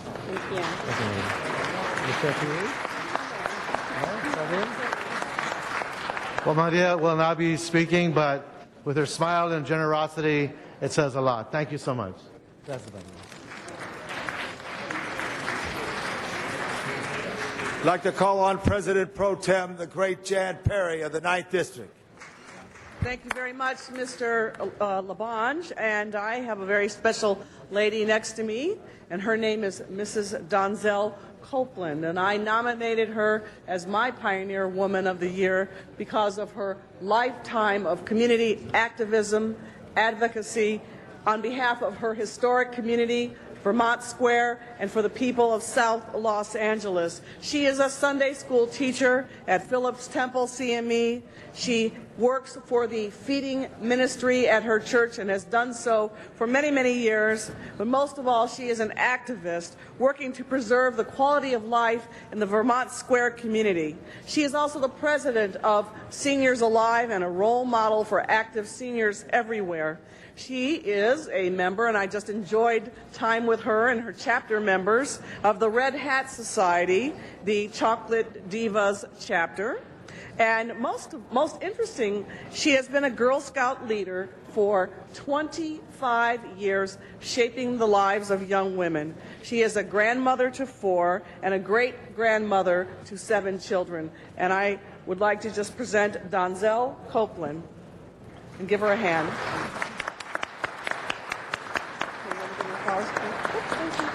Where are you? Beautiful. Thank you. Okay. Thank you very much, Ms. Perry. Thank you very much. Now, at this time, I'd like to call on the councilman of the 8th District, the one and only Bernard Parks. Thank you very much, Mr. Labange. I'm going to be presenting a Pioneer Woman of the Year award, and unfortunately, our recipient has passed away, and we're going to do it posthumously. And her husband, Ted Thomas, who's the president of our Park Mesa Heights Neighborhood Council, will be here to accept in behalf of his wife. I'm just going to give you a couple of things that Claudette has done as a member of the City of Los Angeles Volunteer Corps. She was a a member of the Friends of the Marion Matthews Library. In 2006, she started serving as the secretary of the Park Mesa Heights Community Council, along with her husband, who was the president. Under their leadership, the council completed the following projects. They completed a beautification project that installed banners and trash receptacles throughout the 90043 zip code. They helped to organize the 59th Street Block Club. They were instrumental in removal of the diseased trees and installation of new sidewalks and the repavement of streets in a 4-block radius. They set up computer labs at Angeles Mesa Elementary School and 59th Street School.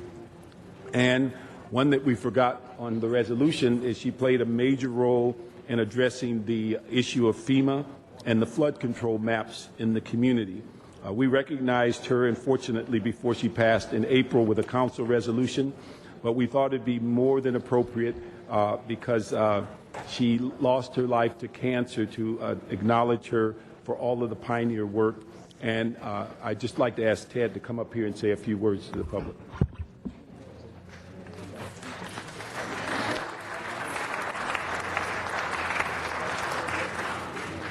I would like to thank the council, and especially Councilman Park, for this record, for recognizing my wife. I really don't have too much to say because it's when you lose your best friend, and it's kind of hard.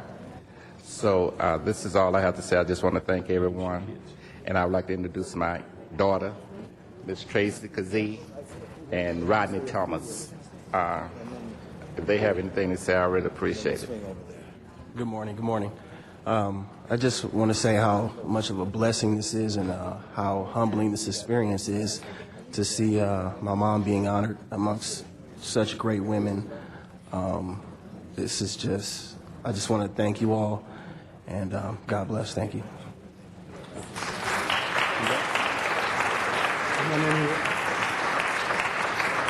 Take that nameplate off and mess up your picture. And his pictures are being taken there. And as we swing to the west side of the council, I want to join with Commission President Campos to recognize Lola Smallwood Cuevas for her great work with UCLA Labor Law and their efforts to help people throughout the community. She's a wonderful person who truly is dedicated to improving the lives of working people. Lola, congratulations. Ms. Campos, you want to say a quick word on behalf of the Commission? Yes, Lola Smallwood Cuevas is a labor leader. She was with the UCLA Labor Center and the Black women's workers, and is especially enthusiastic and passionate about advancing Black women workers. And we're looking forward to partnering with her and the Labor Center in addressing the needs of workers and the jobless workers and all the economy crisis that we serve here in Los Angeles. Lola. Well, thank you so much, Commissioner, and thank you so much, City Council Member Labange, and for the Council for this great honor. On behalf of the hardworking African-American men and women of Los Angeles, I want to recognize their efforts and contributions to building this great city, and I also want to lift up the tremendous barriers and challenges right now in that community, where over 50% of the community is challenged with unemployment and underemployment. Unemployment meaning haven't had a job in the last 12 months, 20% of our community, 30% working in jobs that pay $12 an hour or less. We know Los Angeles can do better. We know it is important for us to ensure that all workers, particularly the most vulnerable workers in our community, have an opportunity to live with dignity and respect, and we look forward to working with you on that work. Thank you. Lola, congratulations. And this is also from the Commission awardees. Real quick here, we have Wendy Templeton and also Rebecca Newberg right here. They're the great founders of the Derby Dolls, the greatest athletes on wheels in Los Angeles. Give them a big hand for their recognition. Women in sports, all that stuff. We're going to get that right here. And Mr. Labange, where do they play, or where do they skate? They play in the 1st District on Temple at the old Christmas. Oh, I think it's in the 13th District, but that's okay. I meant that. 1 and 3. It's in the 13th District. And long before Rebecca was a CSW pioneer woman, she was a Council District 13 pioneer woman. I just want to make that very clear. I think it's our first double winner, maybe in pioneer women history. So that's a burden that you will have to shoulder for many years to come, Rebecca. Oh, Well, thank you so much. It is truly an honor to be getting this award, and I'm getting this on behalf of the hundreds of women who have built the Los Angeles Derby dolls for the last 8 years. It is the fastest growing women's sport in the world. It's actually the fastest growing sport in the world. And we are just very grateful that the city of Los Angeles supports us in such a way that we are allowed to continue to do what we do and give back to the city as much as we possibly can and work with the Commission on the Status of Women as well and with Council District 13. Thank you so much. You want to say something? Yeah, thank you so much. This really means a lot to me, as well as the hundreds, as Rebecca was saying, women on our league, and we've worked so hard, and we really appreciate the support of the city. It really means a lot. Thank you. Thank you very much. And Commissioner President. Just wanted to add that the reason we selected the LA Derby dolls to be the CSW honorees this year was because they are a tireless supporter of women and girls in Los Angeles and the empowerment of women. I don't know if you know, but you probably do. They host a plethora of job fairs and other resource services at the LA Derby dolls, and they're always willing to lend a hand and partner. So please reach out to them because they are amazing community supporters. Thank you. Thank you very much, Ms. Campos. From the 7th District, the great and smiling Richard Alarcon. Okay, thank you, Tom. Today I have a great pleasure in honoring an extraordinary woman, Yvonne Maria Jimenez, Esquire. She is a Los Angeles native, born and raised in East LA. She attended USC and Loyola Law School and has dedicated her entire professional career as a lawyer for those in need. She's the Deputy Director for Neighborhood Legal Services of Los Angeles County, a private nonprofit law firm funded to provide free legal services and advocacy to the poor. She began her legal services career in 1978 at the San Fernando Valley Neighborhood Legal Services, where she specialized in federal subsidized housing and equity fraud cases. Currently, she focuses on policy advocacy projects related to housing, foreclosures, healthcare, domestic violence, workforce development, and immigration. Amongst her honors and awards, she was a nominee for the Woman of the Year by the Mexican American Bar Association. She's past Vice President of the Los Angeles County Commission on Status of Women. She currently sits on the Los Angeles Police Department Hispanic Forum, recently chosen by Loyola Law School as Public Interest Attorney of the Year. She has resided with her and her family in Van Nuys for 25 years and is a member of St. Elizabeth's Parish as I said, for 25 years, past president of the St. Elizabeth School Parents Guild. But the reason I selected Yvonne Maria Jimenez is because of her work for over a year, actually several years. Yvonne has led a team of lawyers working with One LA and member institutions comprised of faith-based organizations and nonprofits pursuing a principal reduction foreclosure prevention strategy which will dramatically reduce foreclosure rates and assist families with home ownership capacity of their homes. She is an absolutely fearless champion and going after the banks and financial institutions that are ripping off our communities. We want to thank her for her leadership, and I know we have many, many years of support and leadership in the community with her personal leadership. Yvonne Maria Jimenez. Thank you very much. It's an honor to receive this recognition, and I recognize the work of all women involved in activities that promote women and girls and pursuit of higher education, an effort near and dear to my heart. Currently, the work on foreclosures, I do want to acknowledge and recognize Councilman Alarcon, who's been a champion and in the forefront on preserving our communities and foreclosure prevention here in the city of Los Angeles. I commend the council for approving a demonstration project out in CD 6 and 7. However, I'd like for you to know that the city of Los Angeles is receiving, to begin, $10 million to be used for foreclosure prevention in the city of Los Angeles, utilizing principal reduction. It's been approved by the U.S. Treasury and the California Housing Finance Agency. That Neighborhood Legal Services is a formal partner with the city of Los Angeles. That contract will be coming before you, and we ask for your support and approval of that contract. But we also want you to know we need your support and assistance in getting the banks to the table to do what they're supposed to do to help families with home ownership capacity keep their homes and for us to preserve our communities in the city of Los Angeles. And I thank you for all your support on that behalf.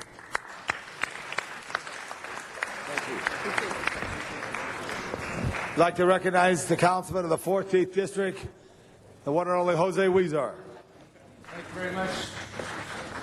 Mr. LaBonge, I'm over here, by the way. Kenny, give him a little sound. Thank you very much, Mr. LaBonge, and I'm standing in today for Councilmember Tony Cardenas, although some say they wouldn't note the difference since we look alike. I'm the younger version, by the way. And it's my distinct pleasure to introduce to you Yvette King Berg, the 2011 Pioneer Woman for Council District 6. Yvette is the Executive Director of Youth Policy Institute's charter schools, the Burke Corona and Monsignor Oscar Romero charter schools, which are doing great things in our community to provide opportunities for many, many young people. And many of her co-workers and employees and supporters are here today, and they're all walking up. I want to acknowledge them as they walk up, including my former Cal Bear, Ruben Duenas, who's here, a former LUSD teacher. She is the former California Charter Schools Association Vice President of School Development and Outreach for Southern California. Yvette has 2 master's degrees from Cal State LA and National University, and is also working toward her doctoral degree in educational leadership and change at Fieldon Graduate University. And as we all know, facing our K through 12 public education issues is perhaps one of the most important issues this country is facing, and I want to commend her for tackling these very difficult issues. And I'd like to acknowledge at this time Yvette's husband, Edward. And where is Edward? Here he is. Give him a big round of applause, Edward. Also, her son, EJ, who is dressed up really cool today. EJ's here as well. And I also want to acknowledge all the members who are here today from YPI who do wonderful, wonderful work throughout the community. Because of Yvette's work, this organization is doing great work not only in Council District 6, but throughout the city. They have shown that despite the many obstacles many of our young people may have, many of these young people can achieve if given an opportunity. And you have someone like Yvette who not only has lived that, but also is providing the leadership to do this. And for that, Council District 6 chose her as the Pioneer Woman of the Year for 2011 for Council District 6. And let me present this resolution to her. Big round of applause, please, to Yvette King Berg.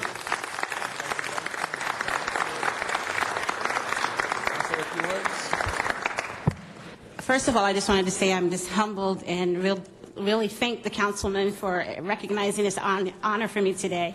I just know that I stand on the shoulders of phenomenal, great women who have gone before me, and one of those is just my mom. And so I just want to just thank the people who support me.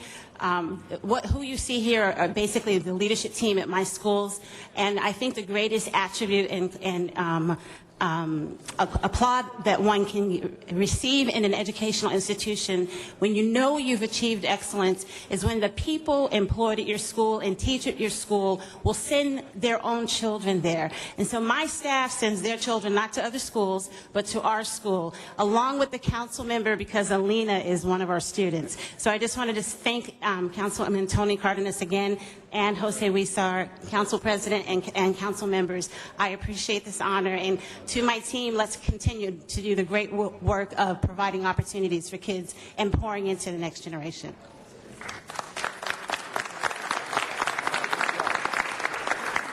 Congratulations. And we'll give our staff a big hand again, the great staff that supports. Now from the 12th District, please recognize Mitch Englander for his Special Pioneer Woman. Oh, thank you very much, Mr. LaBonge. And with me today is Vicky Bordes Martinez, a great friend and a terrific leader in the San Fernando Valley. Vicky Bordes Martinez was raised in the San Fernando Valley after her parents moved from Michigan in 1978. Vicky's worked at Northridge Skateland, which, by the way, the roller derby that was mentioned earlier today started their practices at Northridge Skateland. As a child, I celebrated many birthdays of not only my own, but now my own children at Northridge Skateland. And we all know that place very well. In 1998, she started there as a bookkeeper, payroll administrator, marketing community outreach director, group and film liaison. She's worked at their sister companies, Montasia Fun Center and Farrell's Ice Cream. We all remember the Farrell's Ice Cream parlors. Vicky's commitment to the community blossomed while she was a student at Cal State University, Northridge. where she earned a Bachelor of Science in Business Administration. She served in many associations, including the Accounting Association, American Marketing Association, and many, many others. Her resume is several pages, but I wanted to talk about actually her work with me on PALS and the JCs in working with so many at-risk youth. Vicki has been the president of the Police Activities League supporters at Devonshire. I know many of you have been there as well. That's where I held my inauguration. Thanks to Vicki and her efforts, we've turned around thousands of lives, at-risk youth, kids that would be on the street, in gangs, and on drugs. Thanks to Vicki's leadership, and she really steps up. She's been recognized by so many different people at such a young age and associations. The California Junior Chamber International Top 3 Presidents Award, the County of Los Angeles, numerous commendations from various supervisors, the County of Los Angeles Department of Recreation and Parks, certificates of appreciation, JC's California Pearls Project Chairperson Certificate of Achievement, the San Fernando Valley Businesses 40 Under 40 Leadership Award in the San Fernando Valley, the North Valley Regional Chamber of Commerce Chairperson Award.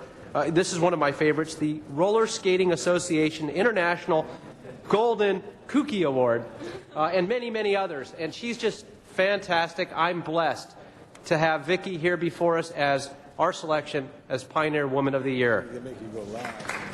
If you could say a few words as well. Just a quick thank you so much to the Commission on the Status of Women, the Council, and of course, Councilmember Englander, my dear friend. It's such a wild ride in CD12. We have a lot of fun out there, and I appreciate all the support of our council office and all of the staff there, and the privilege of being able to work within Council District 12. And I just want to give a special thank you to my family, because without them, I wouldn't be the person that I am today. So to my dear mom, and also and my dear friend Dave Fleming, president of Skateland. So thank you very much for all of your wisdom and guidance over the years, and thank you all, especially Mitch. Thank you. Thank you very much. I've got a certificate as well, proclamation for Vicki, and some beautiful flowers on behalf of the CD12 family. So thank you. Thank you, Councilman Englander. Good job. Now, again, representing the 14th District, the great Jose Huizar. Again, and it's my distinct pleasure now to introduce the 2011 Pioneer Women of the Year for Council District 14. And for any of you who have ventured off into Highland Park for a community event, or have gone to Franklin High School, which both Councilmember Ed Reyes and I share its student population, chances are you'll find Terry Bonzel active, involved, volunteering, or probably was one of the persons who helped make sure the event went off without a hitch. Terry Bonzel is a mainstay in Highland Park. She grew up there. She's been involved for many, many years. She's currently the PTA president and secretary at Franklin High School. She's involved with the Historic Neighborhood Council, and she is not only an active resident in the community, but also a mother of 4 amazing children and a wonderful wife to her partner in crime, Paul Bonzel, who's here as well. Both of them are known, I've been calling them the dynamic duo of Northeast Los Angeles, because no matter what the event is, they are there willing to help and support.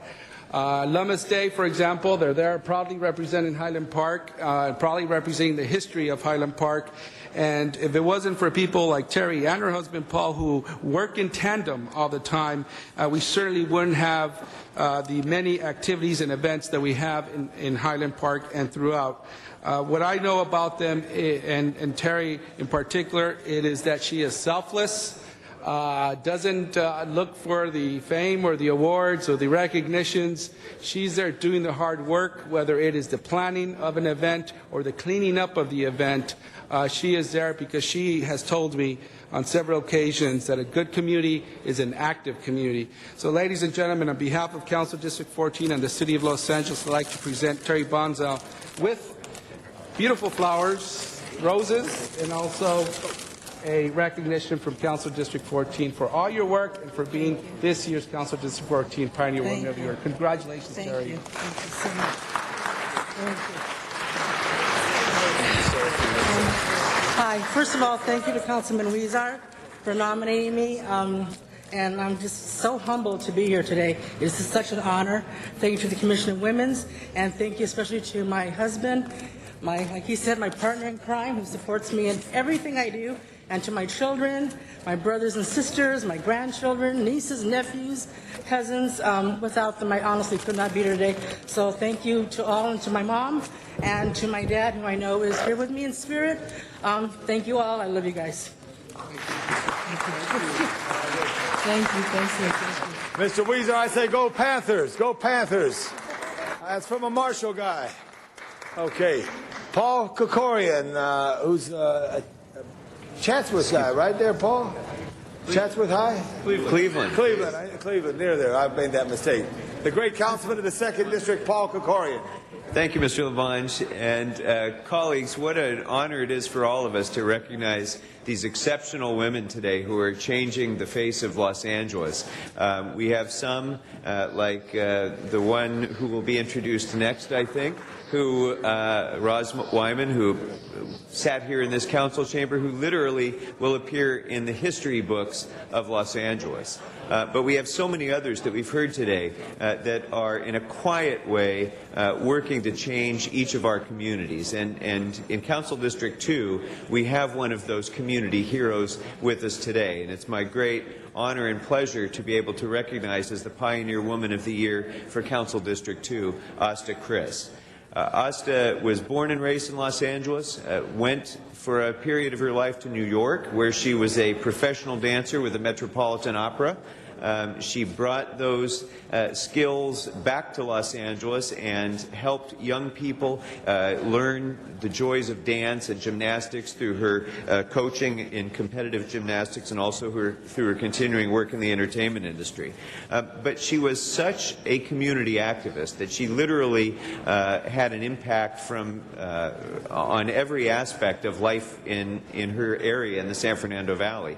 But unlike others, Asta Chris literally changed the map of the San Fernando Valley because it was through her efforts and through her leadership that the community of Valley Glen was born and was named Valley Glen.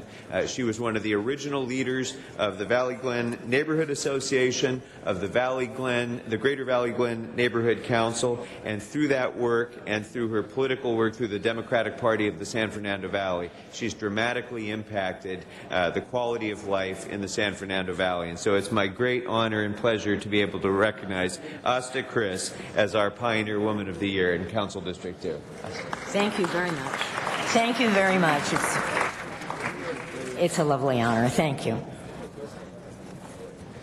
Here we go. Mr. President, I want to just right now recognize my Pioneer Woman, who's a tremendous individual with a great heart and soul, involved with homeless issues throughout the city, caring for many, many people. Sure. Please salute Eileen Getty right now.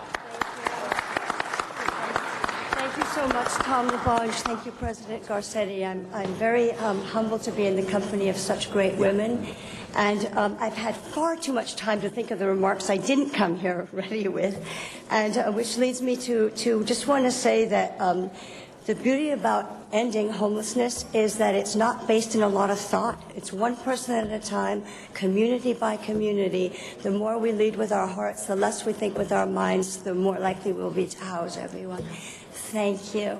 And very involved with Get Love and Get Love with Eileen Getty for all the work that she's done. Step Up on Second, helping people all the way around. A lot of love to Eileen Getty. Thank you, Eileen Getty. District. We really appreciate you. Thank you. Thanks. Hold on for a second. Okay. And I also wanted to recognize, on behalf of the Commission, President Campos, Maria Elena Durazo, our Pioneer Woman, please, for a few remarks. The Commission on Status Women had a fourth honoree, and that is Maria Elena Durazo, who I'm sure you all know. She's the Executive Secretary-Treasurer of the American Federation of Labor, and we wanted to honor her for her truly tireless work representing the 300 unions and 800,000 workers and beyond that she does on a daily basis. And she was with us this morning but had to go back to her organizing efforts, and she gave a powerful presentation on why it's important that we collaborate and work together to advance the rights of all workers, and in particular the rights of workers who are women and the bread earners in their families. family. So thank you very much to her and to all of you for this opportunity. And Ms. Campos, what a great day for the Commission on Status of Women. Not complete yet, but I want to also recognize right here Kimberly Tejada, who is a volunteer with the Commission, a great graduate of John Marshall High. Give her a big hand there. All right. Now, you may be number 5 in the program, but you could be number 1 in the hearts of this building. A very special person for Mr. Koretz to introduce in this city with great heart for all. Let me recognize the great councilman of the 5th District, Paul Koretz. Well, it's my great honor with all these wonderful pioneer women to not just announce a pioneer woman, but the pioneer woman in the history of Los Angeles. Back where she belongs in her seat, Councilwoman Roz Wyman. Roz was the youngest council member ever elected at age 22. She was the second councilwoman to serve, but the first to be elected. She was the first Jewish council member elected in 53 years when she was elected. And amazingly enough, she ran, in that unlikely circumstance, she also ran on a platform of bringing the Dodgers to the city of Los Angeles. And indeed, she was able to lead that effort, bring the Dodgers to the city of Los Angeles, one of the most important institutions in Los Angeles. She also played a very significant role in bringing the Lakers to the city of Los Angeles. She's been a leader in the Democratic Party in many, many different ways for over 60 years. And the only bad thing I can say about her is she does have a degree from USC, but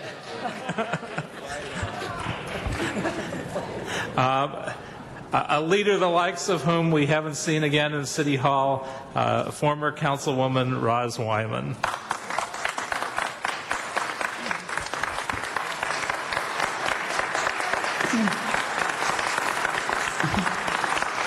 Thank you very much. To the President, I've known him since he was a pup.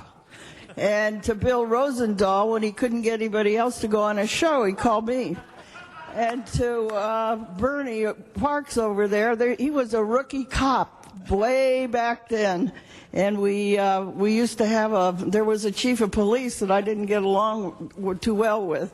In fact, there's a lot of stories about that as well. But I think of the scrolls. I started those scrolls. And it's amazing. They're still going and they still cost money. And but I'm so glad at least we've had some women on the council to come along, Jan, and obviously Janice has gone on. I hope she gets reelected. I think I did an event for her 20 years ago when she ran, it seems to be, for the Congress. But I had a lot of fun here. You might know we worked 5 days a week. And when you wanted to go away, and I got married as a city official, they brought in a motion, and all of them voted no. I couldn't go. And I sat over there, and I went to the phone, and I called Gene Wyman, who was the greatest guy that ever walked the earth. And I said, Gene, we're not going on a honeymoon. He says, to heck with them all, you're going.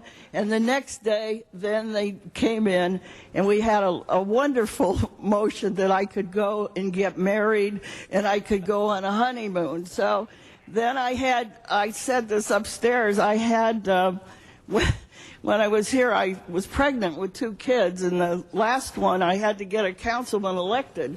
So I went off to the room where we were going to have the baby, and I says, I'm sorry, I got to get out of here. I got to get some literature done.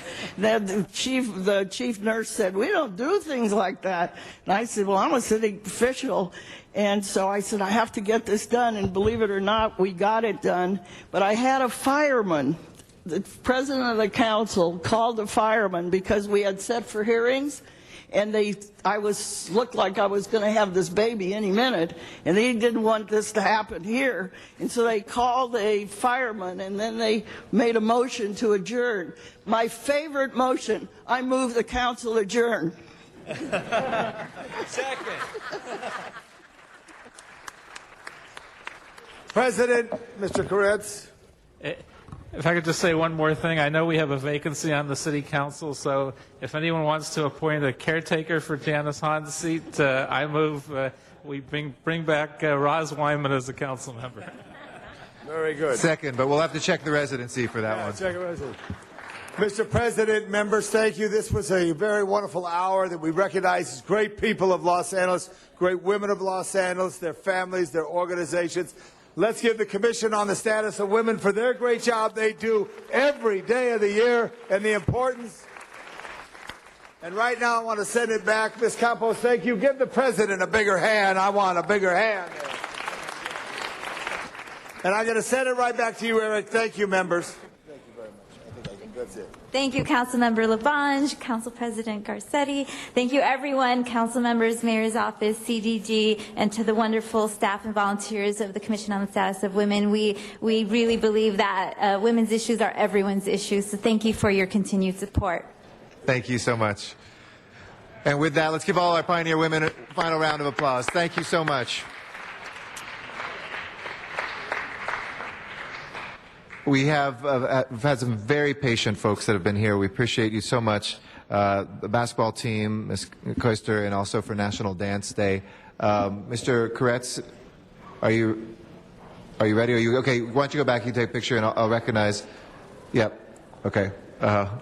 We've got. I had Mr. Englander that I promised. He was still in that line. Mr. Englander will do a brief one, and then we'll go Ms. Perry for the basketball team. After that.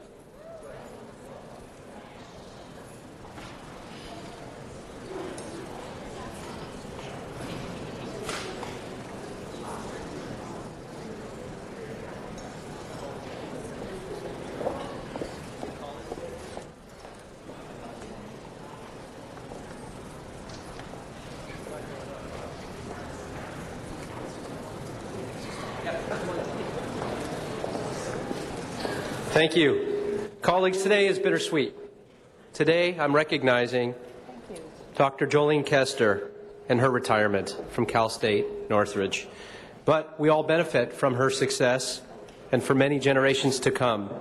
Dr. Jolene Kester was appointed July 1st, 2000 as the 4th president of Cal State University Northridge, with one of the largest campuses in the 23-campus California State University system. And under her leadership, CSUN has blossomed and modernized and become a world-class university. Dr. Jolene Kester has performed miracles. She's transformed and rebuilt the earthquake-ravished campus with a few sidewalks, little grass, and lots of mud and debris into a thriving and extremely well-regarded state-of-the-art educational institution with superior academic programs, while boosting graduation rates and successfully implementing a major campus enhancement plan. She started working out of a trailer on campus just a decade ago and set out to accomplish what no one could have imagined possible.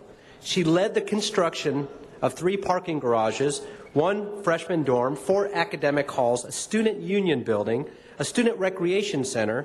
She led a green energy program that includes a 1-megawatt fuel cell power plant and solar energy system responsible for generating 18% of the campus's total energy need. In addition, Dr. Kester planted greenways and installed a promenade and a new and improved koi pond. In addition to improving CSUN's academic programs, she has increased the school's reputation for multicultural studies with new programs in Armenian, Central American, and Jewish studies. And under her tenure, the graduation rate for entering freshmen is now greater than 50% above the national average. While CSUN has suffered $76 million in budget cuts over the past 3 years, which we all know too well around here, Dr. Kester is credited with instituting a rainy day fund that brought financial stability and served as a model for other Cal State schools. And despite overall cuts, CSUN, under her leadership, refused to turn away a single student.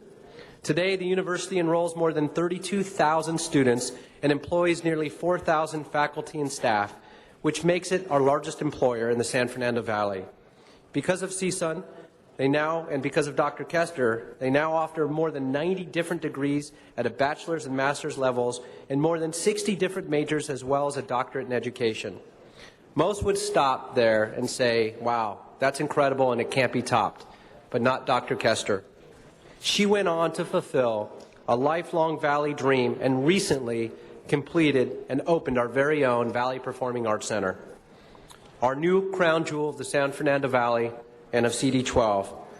Colleagues, ladies and gentlemen, Dr. Kester will be missed but never forgotten, and I am truly honored to present her today with a proclamation and a token of our appreciation from the City of Los Angeles and present you Dr. Kester.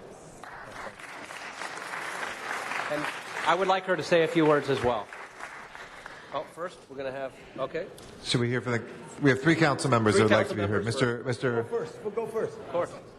All right, we hear the president first, and then we'll shower you with more praise. Well, thank you very much. I accept this honor really on behalf of my university, California State University, Northridge, and the students who attend our university from all of Los Angeles. Cal State Northridge is one of Los Angeles's universities. It's not just in the San Fernando Valley. It serves the entire city. We ask always for your support of this university, because without the university, some 200,000 alums, about 80% of whom still live and work in the city of Los Angeles. Thank you very much, Councilman Englander. Thank you very much, Dr. Mr. Alarcon, and then Mr. Huizar.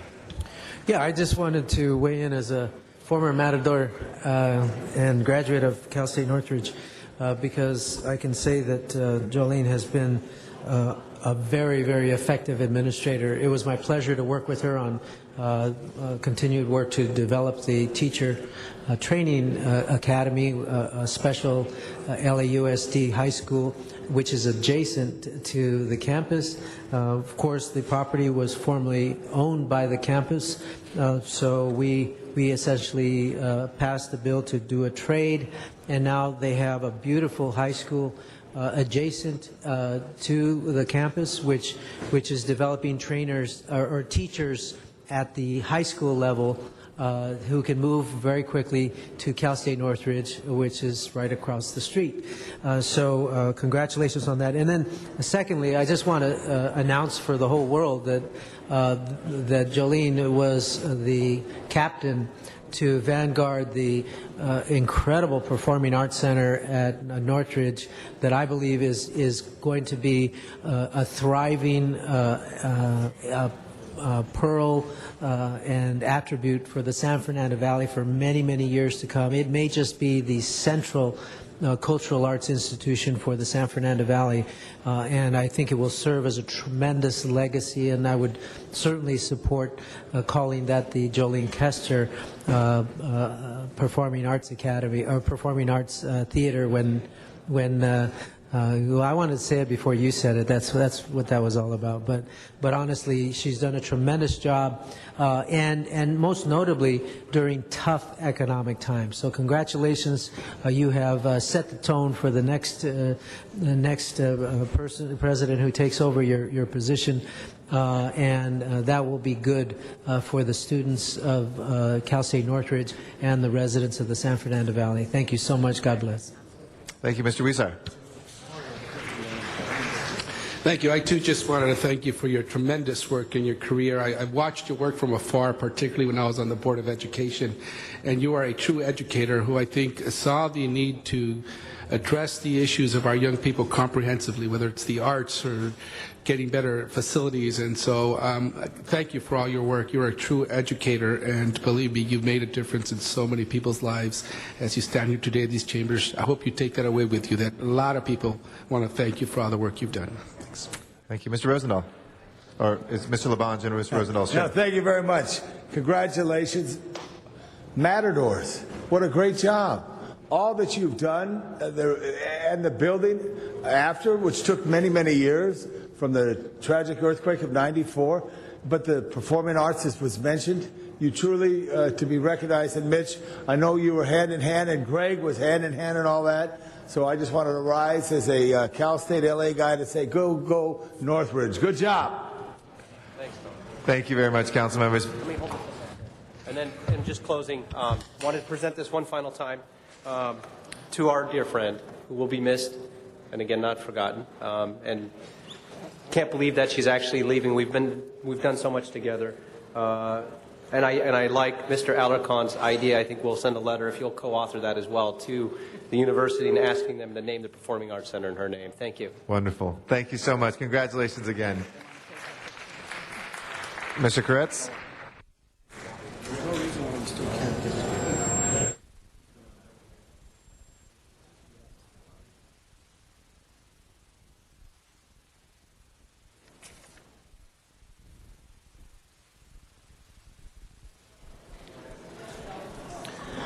Well, colleagues, as you may or may not know, the second annual National Dance Day will be celebrated all over the country next Saturday, July 30th.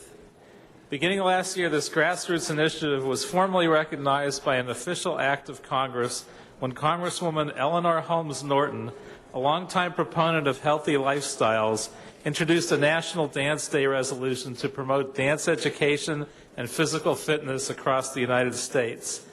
National Dance Day's mission is to bring together people from different walks of life, raise awareness for dance, and promote health and wellness in a fun and exciting manner, thereby encouraging the young and old alike to get up, get out, and get dancing. National Dance Day was created by Nigel Lythgoe, who not only is a producer of the acclaimed show American Idol, but also the creator, executive producer, and regular judge for the popular television series So You Think You Can Dance. Mr. Lythgoe has displayed tremendous dedication, unwavering commitment, generosity of spirit, and visionary leadership, thereby helping guide this movement to become something meaningful and powerful. His passion for dance education, fitness, self-expression, and giving back to those in need is clearly evident in the work that he does each and every day, and I applaud him for his considerable efforts and accomplishments. And so I have a certificate both for him and for National Dance Day, and with some irony, being the worst dancer not only on the city council, but in the entire city of Los Angeles. And we've seen it. No, you haven't, because I don't dance. You're not going to do something for us to celebrate the day? I will not even make the effort. Mr. Koretz. However, it is my great privilege to introduce Nigel Lythgoe and to recognize him on behalf of the City of Los Angeles.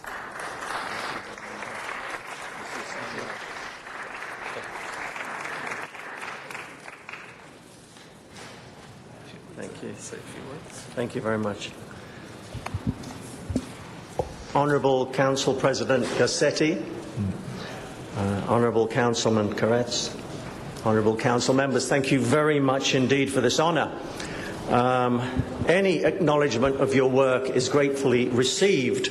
However, having sat here for the last hour and listened to the wonderful contributions that these ladies have made to Los Angeles that you have rewarded this morning, I can only say how much more of an honour it is to receive this from you.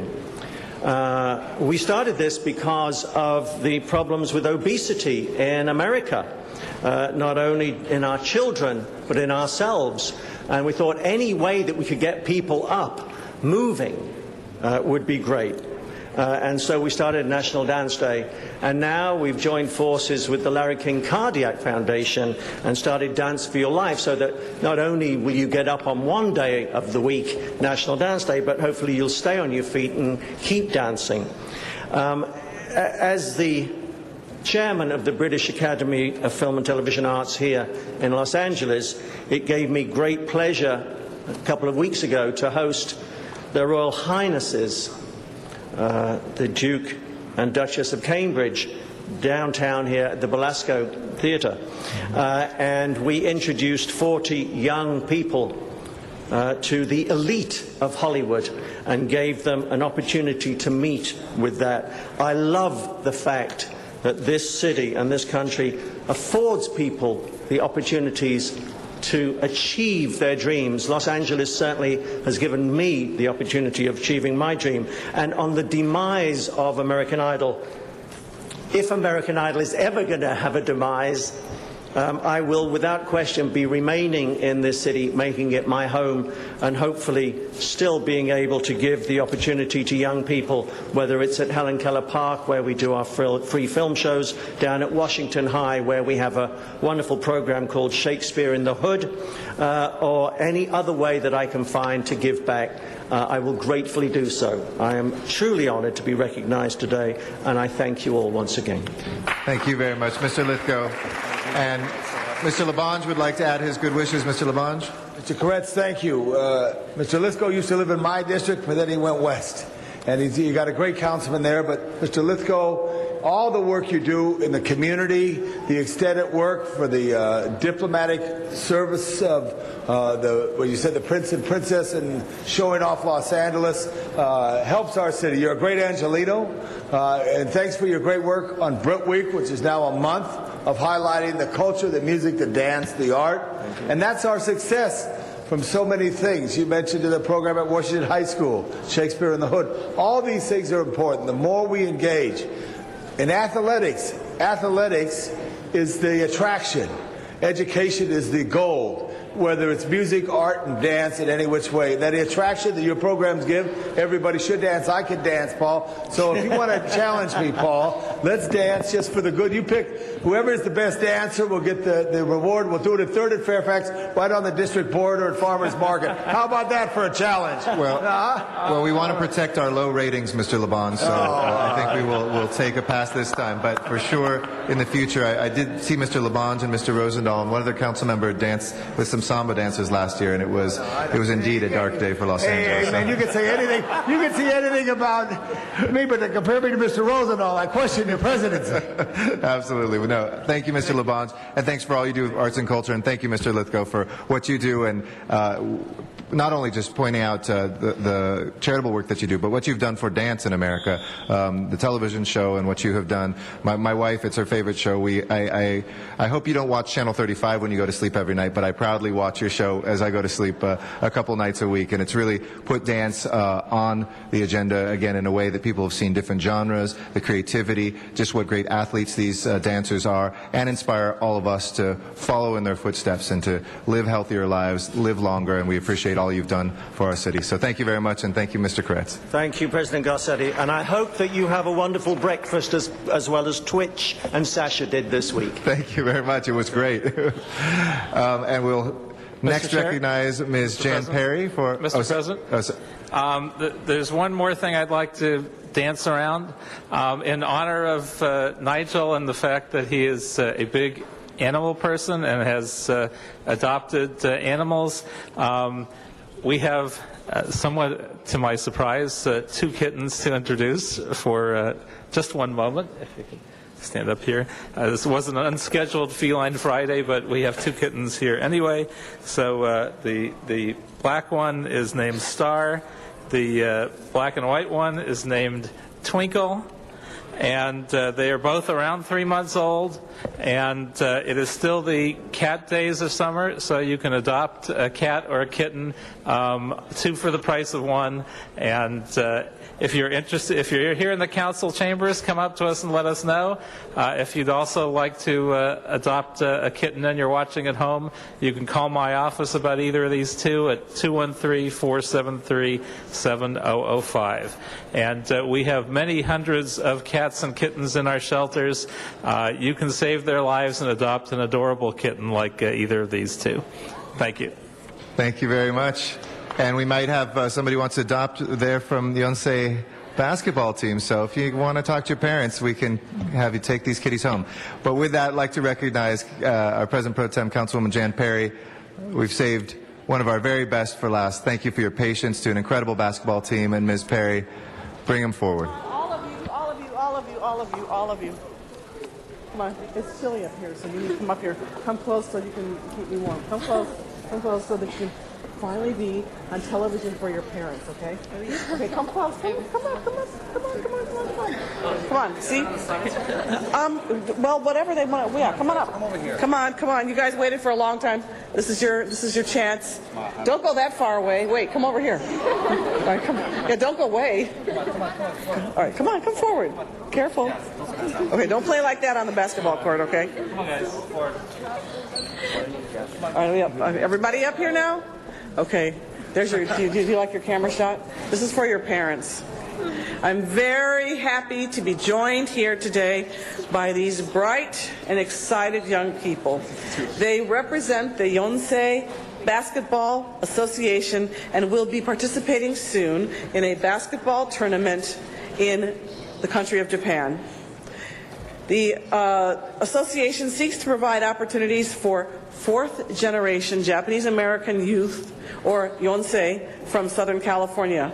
The Yonsei Basketball Association helps to reconnect these young people to their rich heritage through immersion in the Japanese culture and goodwill basketball opportunities. So they act as goodwill basketball ambassadors. Throughout their 10-day trip to Kumamoto, Japan, these young men and young women will have the opportunity to play basketball with other youth teams in Japan. They will stay in homes of Japanese families during their 10-day trip, and they will have a chance to reconnect with their rich cultural ancestry. Player selection criteria includes academic achievement, a very positive attitude, I think that you can see that since we're all so happy to be up here, and an exceptional basketball skill. Those selected are coached by high school level varsity coaches and participate in fundraising and cultural activities that have prepared them for their trip to Japan. These experiences, connecting with their Issei ancestors or their great-grandparents, will help them build character and assume positions of leadership within their respective communities. So I want to say congratulations to all of you. We are rooting for all of you, and I would like to invite the two team captains, Reed Nakikahara. Okay, so you guys are mean. Okay. Nakikahara, is that right? Yeah. Did I do okay? Yeah. All right, see? You know what? You need to talk to them. All right, come on. And then Kara Ito. Where's Kara? All right, Kara. What do you want? Do you want to do ladies first, or do you want to toss up for it? She can go first. Okay, the boys against girls. Okay, all right. Let her go first. All right, give Kara a hand now. Everybody, clap for her. Come on. Good morning, Honorable Los Angeles City Council members. My name is Kara Ito, and I am the captain of the Yonsei 18 girls basketball team.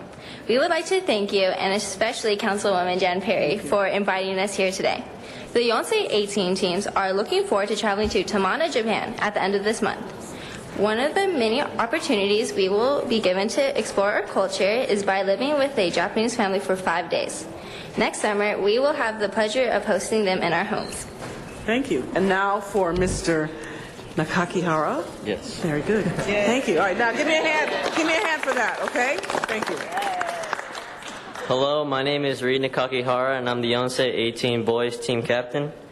While discovering more about our heritage, we'll be playing basketball against some of the top teams in Japan. The 24 of us will have the great honor of representing Los Angeles on and off the basketball court.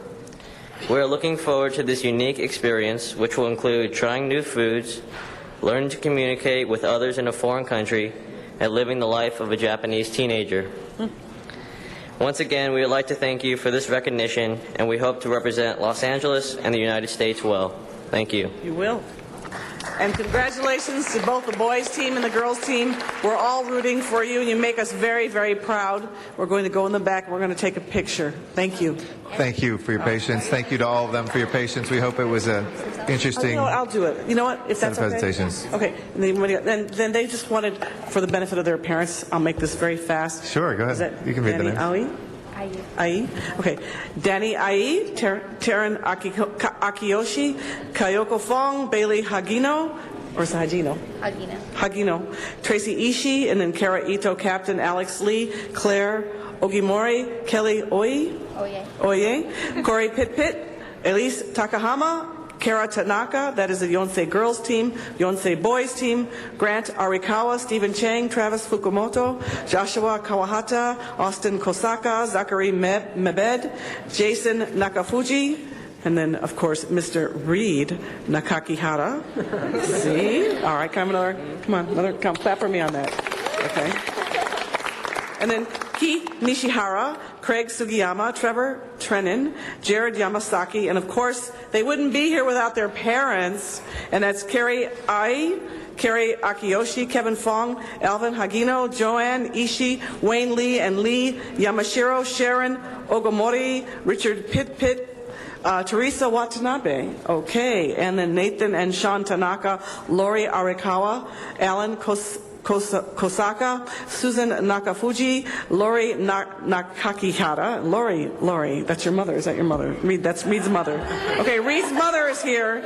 And then Curtis Nishihara, Clara Sugiyama, Erica Jonathan, and Jaden Yamasaki, Kathy Ikari, Harry Yamada. And that is everyone. Thank you very much. Thank you very much. Well done, Ms. Perry. Give her a round of applause. Good luck and have a great trip and play hard, And we're going to go in the back. as our city clerk would say. Anyway, with that, let's go ahead and we'll go to our items called special. We'd like to take item 6 out of order. We've had a very patient couple commissioner nominees, but we'd like to take our port commissioner out of order. We've had a request, and then don't worry, Mr. Choi, we'll get to you too. If we'd like to come forward to the center table, and Mr. Rosendahl, if you'd like to make some introductory comments on behalf of the TCT committee. Thank you, Mr. President. And I hope you enjoyed all the pomp and circumstance that we just went through. We do honor people who make a difference, and I'm very proud of you for what you've done for us as a city. Would you just tell us a little bit about your background? Yes.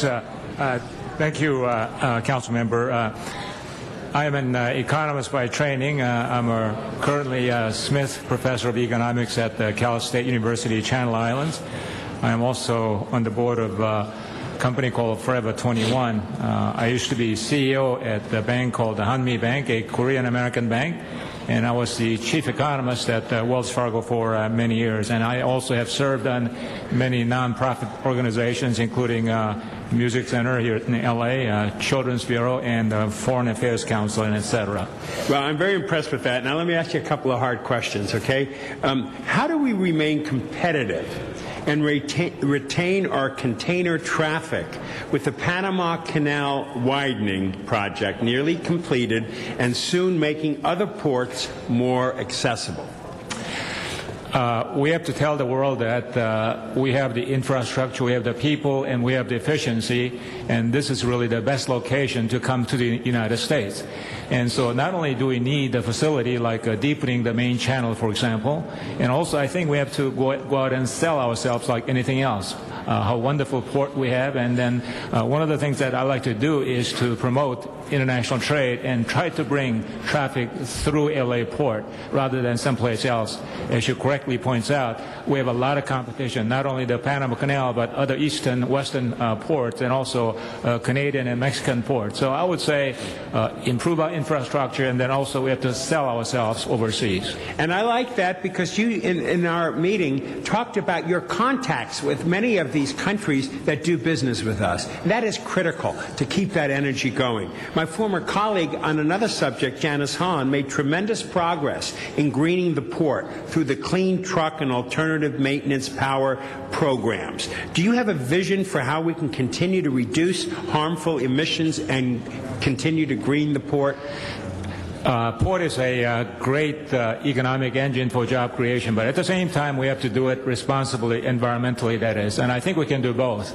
I know I'm not an expert at port yet, but I know we've done a lot already to promote the clean environment at the port, from AMP to using alternative energy and et cetera. I think there's more that needs to be done. So I pledge to you that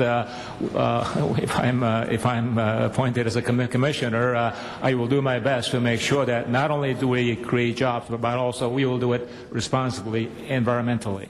And what I like about that, you saying it, is you are one of the 5 top economic forecasters in the United States. You've been honored for that, and people have talked about you in that regard. How does the future of the port look?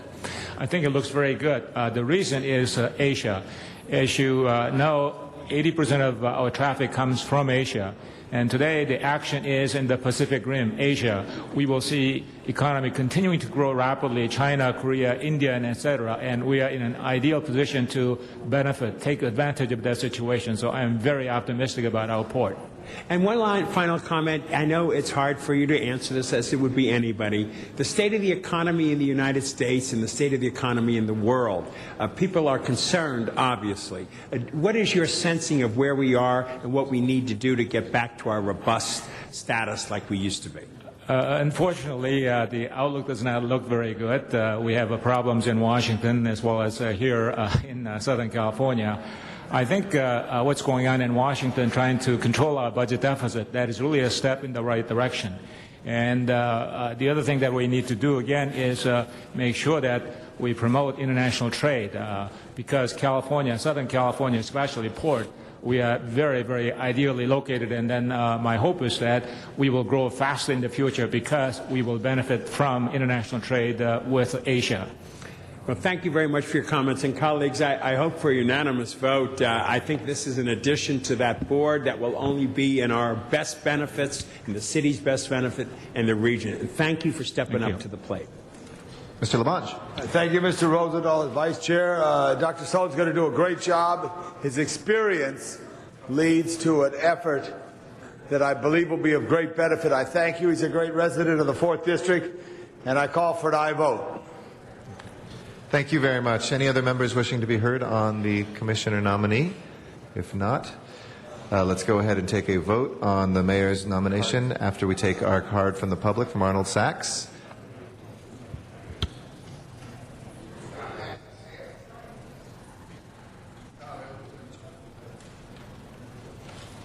Good afternoon, Mr. Sachs. Good afternoon, sir. Thank you.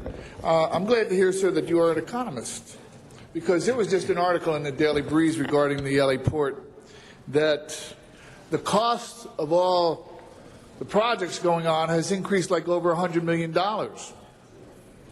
But the head of the port, Geraldine Katz, said all the projects are on budget. So the costs increase for the projects, but the projects are finishing on budget. I don't know. That school just doesn't make sense to me. I have questions regarding the birth of the battleship Iowa. And also there was a chance for a ship repair company to come into the port, and that was defeated. What are your standings on that?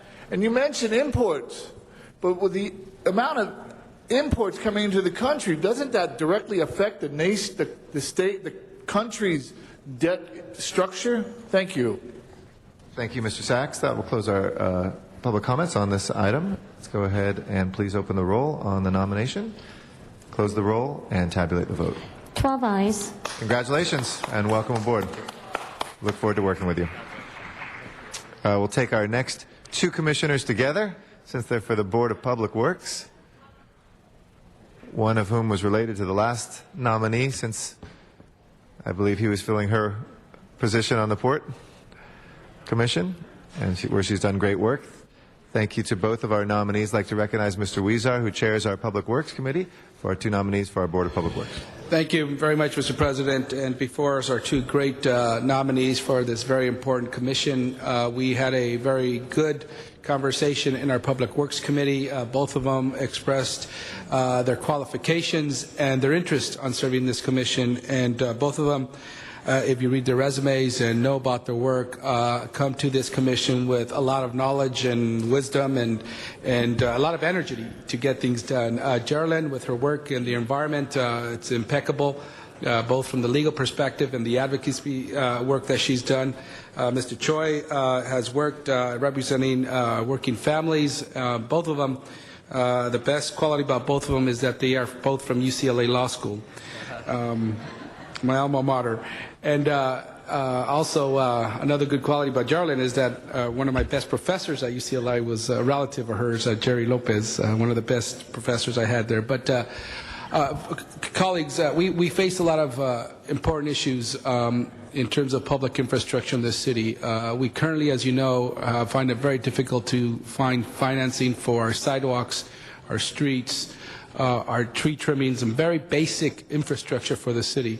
And our discussions focused this last week on how we could go about in finding and get creative in finding that financing. And I think with these two additions to the commission, along with the other commissioners there, we're in for a great year for the city to tackle those very difficult issues, because I think we're going to get more people, good people involved. But with that, let me ask both of you if you could each explain to the commission, to the council, your background and your interest in serving on this commission. Thank you. I don't know, is it morning or is it afternoon? I apologize. This way? Okay. Well, good day. Thank you very much for having us here this morning. Really appreciate you taking the time. I know you're very busy. My interest in serving on the Public Works Commission actually grows directly from the 5 years I spent on the Los Angeles Harbor Commission. Although I've worked in the environmental nonprofit field as an attorney for 9 years at Environmental Defense Fund as part of their Environmental Justice Project office, I also worked for 5 years at the Harbor Commission, and a lot of the work that I did both at Environmental Defense and at the Commission overlapped. There was a lot of work relating to urban environmental issues, how to successfully tackle CEQA, how to continue to have environmental quality at the same time we increase the economic vitality of the port and the city at large. So a lot of my interest in being on the Board of Public Works is to continue my service to the city, to try to continue to figure out how to be creative in bringing environmental issues to the forefront of decision making while still maintaining our budgetary restrictions. So that's my personal interest in being part of the commission. I've been living in the city of Los Angeles now for about 8 years in the Valley, and there's a lot of things that I think as a resident and as an environmental attorney that I would be able to bring to the commission. Good morning, council members. Thank you for allowing me a few minutes to speak here today. I'm excited and truly honored to be nominated to the Public Works Commission. I've been an Angelino for many years now, and like so many other Angelinos, I'm an immigrant who has found a permanent home here in the City of Angels. I was born in Seoul, South Korea, and less than a year after my birth, my mother and father got on a plane, leaving behind their toddler daughter and infant son, with a dream of creating a better life for themselves and for their children here in Southern California. More than a year later, when I was 2, my parents came back to Korea, and we immigrated together as a family, touching down first in Koreatown and then settling in Highland Park. I spent most of my childhood growing up in Orange County, but found my way back to my original hometown of LA when I enrolled at UCLA, where I would go on to earn both my undergraduate and law degrees. I mentioned my parents and my background because it was from them that I learned that helping people is honorable. It was because of their story and our experience as an immigrant family that I decided I wanted to give back to the people of LA. My first full-time job was working in a council office, where I spent my days delivering the basic city services that Angelinos rely on to maintain a decent quality of life. Graffiti, potholes, bulky item pickup, lot cleaning, tree trimming, street lights, sidewalk repair. I spent countless hours walking and driving neighborhoods, seeing firsthand what residents were dealing with. I dedicated time to meet with agency staff to collaborate on the most efficient ways to deal with issues in our city. And the basic lesson I learned, and that I never forgot, was that no matter the neighborhood, no matter the skin color, the story walking into every home was the same. I want my trash picked up on time, I want my neighborhood to be safe and clean, and I want to be treated with respect. The sum of these experiences give me a fundamental understanding of what the public expects from the Department of Public Works, the delivery and maintenance of core, everyday city services, and I believe I can bring that practical experience to the board. I spent the last few years working on behalf of working families throughout LA County, serving as Economic Development Director at the Los Angeles County Federation of Labor. The primary focus of my work involved building coalitions with business, environmental, and community-based organizations to move policies and projects that lead to the creation or preservation of good jobs. I've experienced working on local, state, and national policy issues, particularly in the areas related to transportation and infrastructure development. In my position, I was responsible for directing our active support for America Fast Forward, a national effort to fundamentally shift federal transportation funding policy. As you know, this effort was developed right here in Los Angeles, championed by Mayor Villaraigosa, and fully endorsed by the LA Metro Board. This ongoing effort would help accelerate 30 years of LA County transportation projects to completion within 10, with the potential to create 500,000 jobs, ease traffic congestion, and clean up the nation's dirtiest air. From this experience, I've developed a fundamental understanding of how funding and policy decisions are made at the federal and state levels, what the implications are for local agencies, and how to best leverage LA's unique resources and advantages to the fullest benefit of our residents. Furthermore, I've experience in the areas of job training and job placement, having previously served on the city's Workforce Investment Board. I've coupled this experience with a strong background in developing policies that further encourage the participation of local city residents and minority and women-owned small businesses in public contracting. Specifically, I played a significant role in the effort to pass policies that have actually been adopted by both the Port of Los Angeles and the Department of Public Works. These departments now employ what are known as project labor agreements to help put local Angelinos into meaningful career pathways in the construction industry through the utilization of apprenticeship programs. They also expand opportunities for small business contractors to work on public infrastructure projects. Both policies were unanimously approved by the City Council. It's these types of experiences and sensibilities that I believe will serve me well as a member of the Public Works Commission. Clearly, we're in challenging times, but the city services that the Department of Public Works delivers touches every business and every resident of LA. And with that contact comes a tremendous opportunity to help shape LA's future.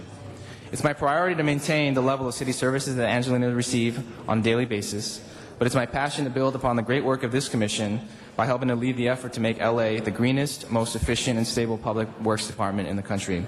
Again, I'm truly honored by this nomination. I thank you for your consideration and look forward to working with each of you. Thank you. Thank you very much. Mr. Huizar, do you want to say something? Okay. Mr. Reyes? First, I want to say thank you for stepping up and fulfilling this role. It's a very important one. We have many mandates on the city when it comes to clean water and air, and the role of Public Works is amazing.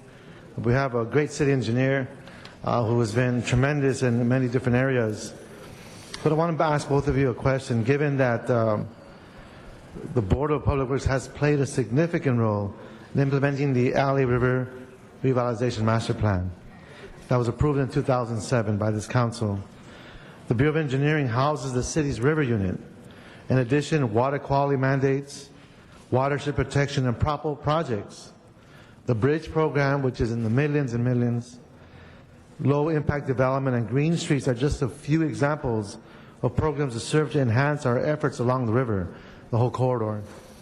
I just wanted to ask, how do you see your role as Public Works in continuing and advancing projects that serve multiple benefits and leverage our investment in infrastructure in order to green the city? So we have a tremendous opportunity. We can break out of our silos, look at how we move in identifying these single sites with multiple opportunities on one site. I'd just like to get your impression on that. Thank you. Thank you. And actually, I know the city engineer because we went together on a trip to Israel when I was still on the Harbor Commission, in part to study the ways in which Tel Aviv and other related cities have worked on their river issues. So that actually was an opportunity for me to meet Gary and to get to know him, and I'm hoping to build a stronger working relationship with him. The first thing I would say is that in all of the work that I've done, both in environmental defense but also at the Harbor Commission, I worked in close collaboration with others. It was in coalition work. As an environmentalist, I reached out to other enviros or other environmental justice groups, youth groups, faith-based organizations, labor, and so forth. When I was asked to serve on the Harbor Commission, one of the things that I tried to do there was to break down the silos among the divisions that were at the department, as well as encouraging staff and leaders at the department, at the port, to reach out to other city departments, because the port tends to be very isolated where it is geographically, and I was trying to get them to work more in close collaboration with other departments, particularly on environmental issues. So I would say those experiences will definitely influence how I would approach the river. The other thing I would do is sit down with folks who I know have been working on this for a long time, like Lupe Vela and others, and try to figure out how I can best help, given my position on the commission, should I become one, what are the kinds of things that they need from the commission, and what kinds of things would they need from the bureaus, and how could I help facilitate that? So that would be the other thing, is I won't pretend to know everything. It's a very complicated issue, but I do know the wonderful people who are working on the issue, and I'd want to talk to them about it. Thank you so much. Councilman, thank you for the... Oh, sorry. Go ahead.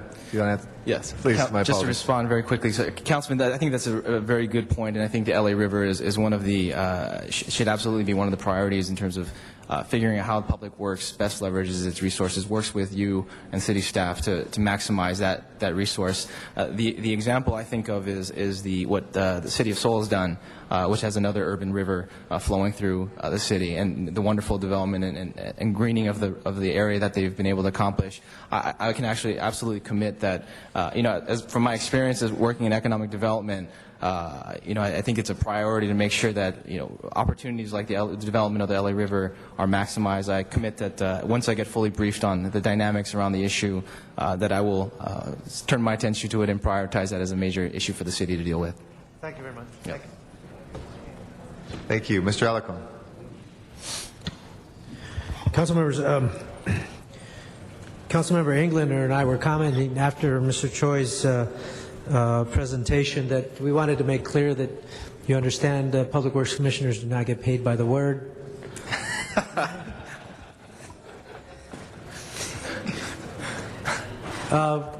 Council members, I had the opportunity as Vice Chair of the Public Works Committee to meet with both of these candidates, and I have to tell you,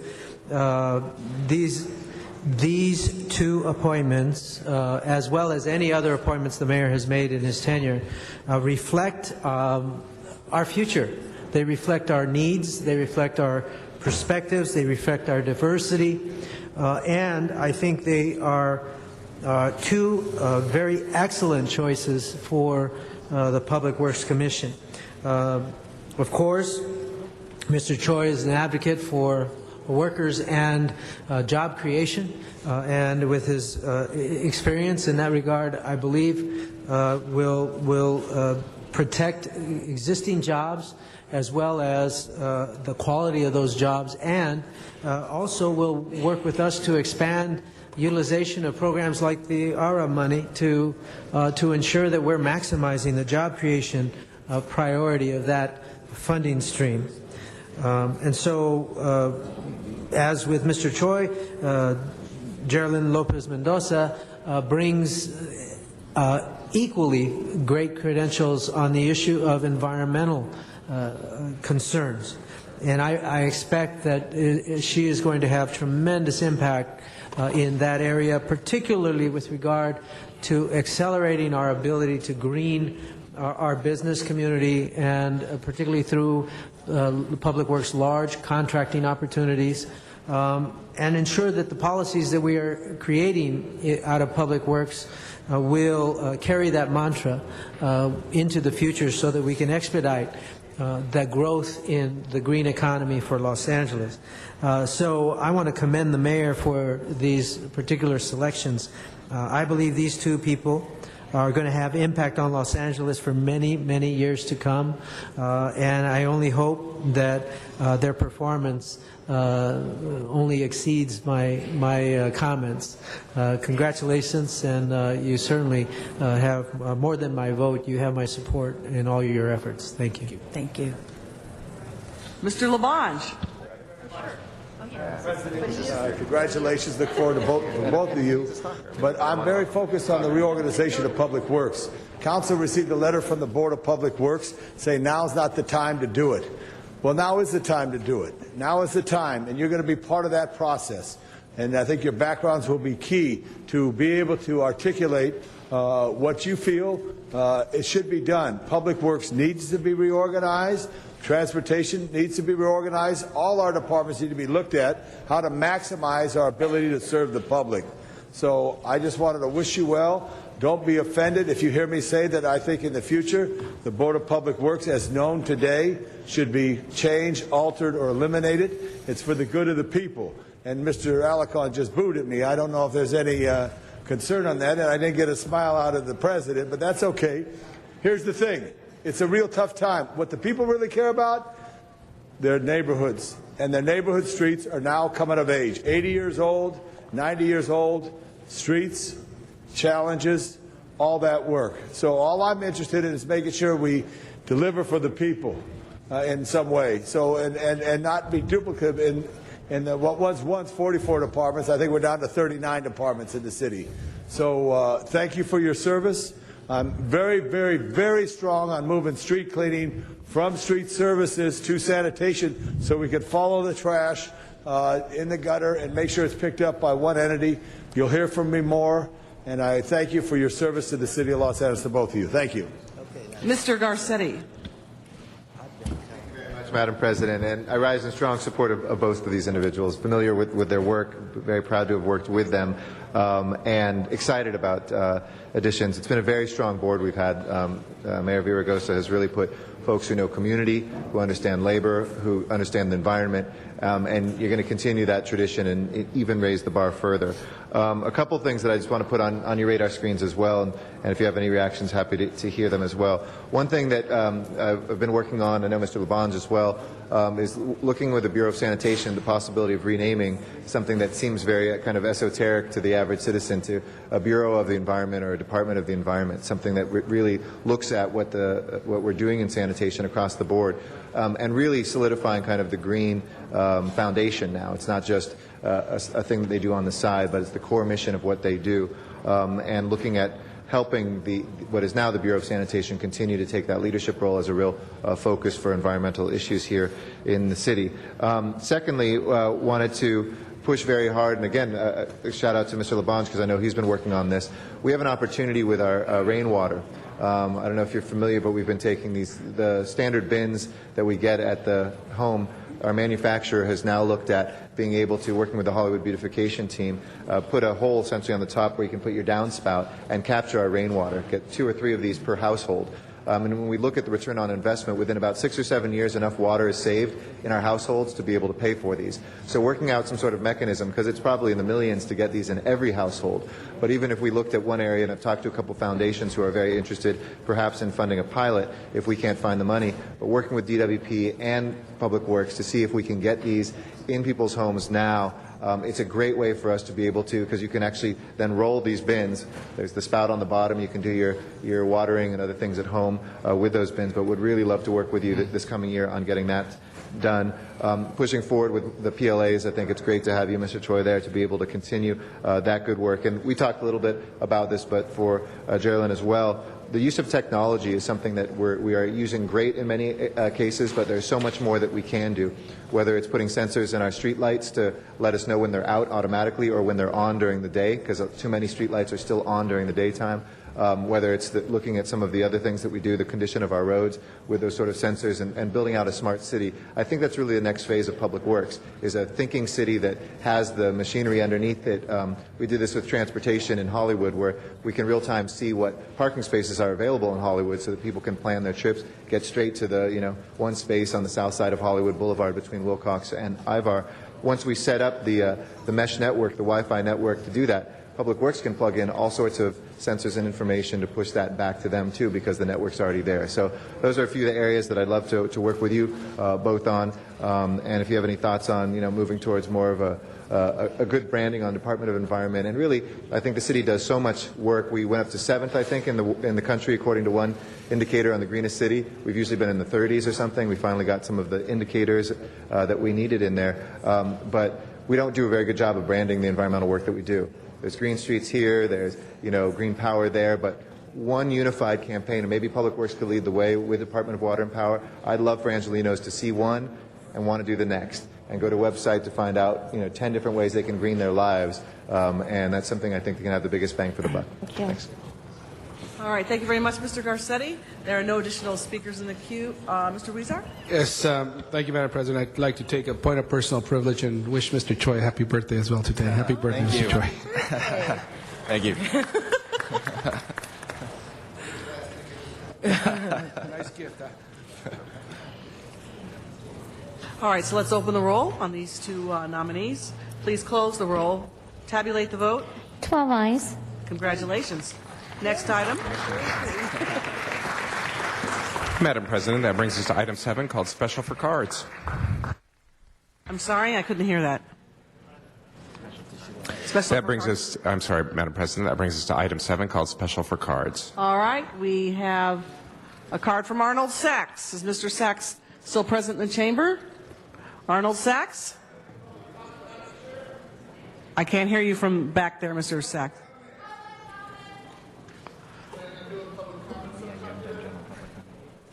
Arnold Sachs for item number 7. Item number 7. Thank you for the public comment. This involves the sale of city property.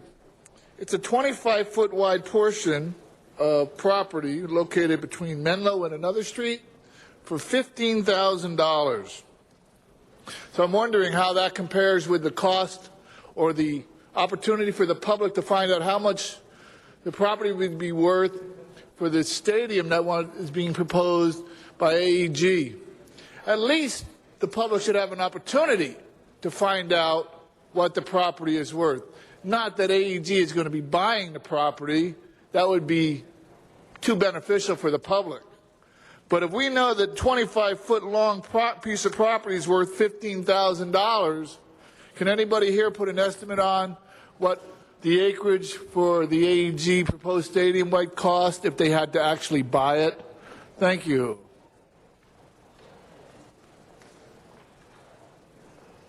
All right, thank you very much. There's no speakers in the queue on this item.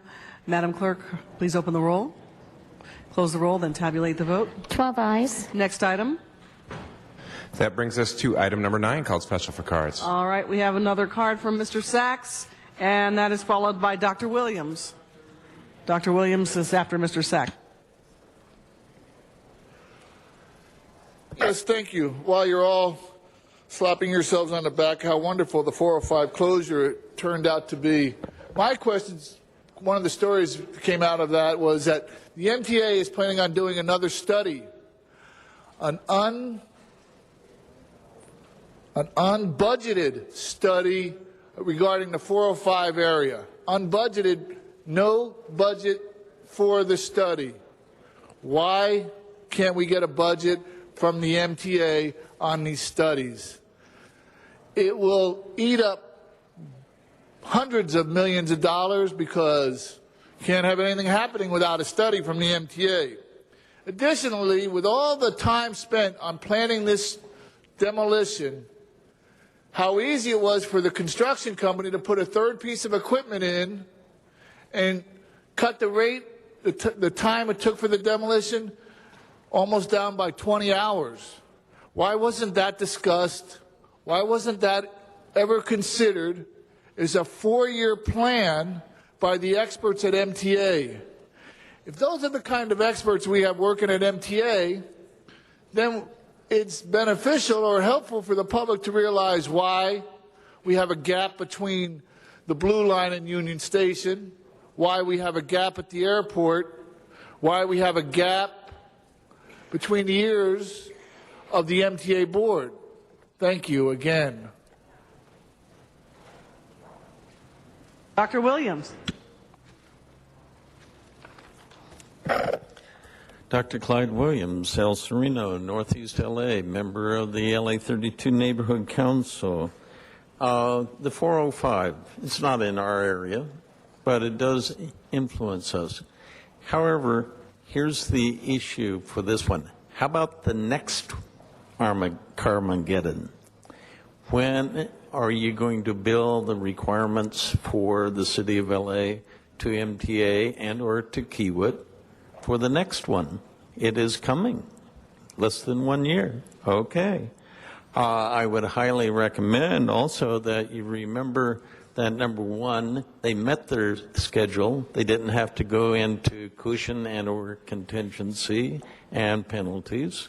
They made their schedule. So they already had a schedule. They knew when they were going to most likely complete the effort. Most contractors have to pay for city services that they use. Is it going to go to MTA or is it going to go to the contractor? For this particular effort, I would highly recommend that you add the next one that's coming up and make sure that MTA covers the full costs to the city of Los Angeles for this one and the next one and the next one after that, because there will be more. There should be a policy established where MTA and or the contractor includes a line item for city services. So I'd highly recommend that you add next year's Carmageddon efforts to the same bill as this one. Oh, By the way, remember MTA said you already have money for doing the Wilshire corridor and that they would not support resurfacing of the Wilshire corridor. So maybe you need some more policies for MTA. Thank you. Mr. Englander?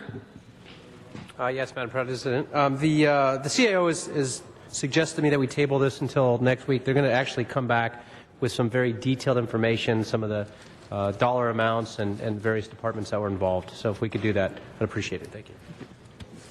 All right, thank you very much. And with that, Mr. Clerk, please open the roll. Close the roll. Then tabulate the vote. 12 ayes. What is our next item?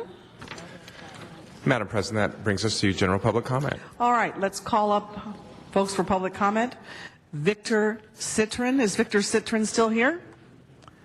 Victor Citrin. Okay, he's not coming forward. He must not be here. Mr. Woods. Is Mr. Woods here? And then Joe Thomas. Is Joe Thomas here?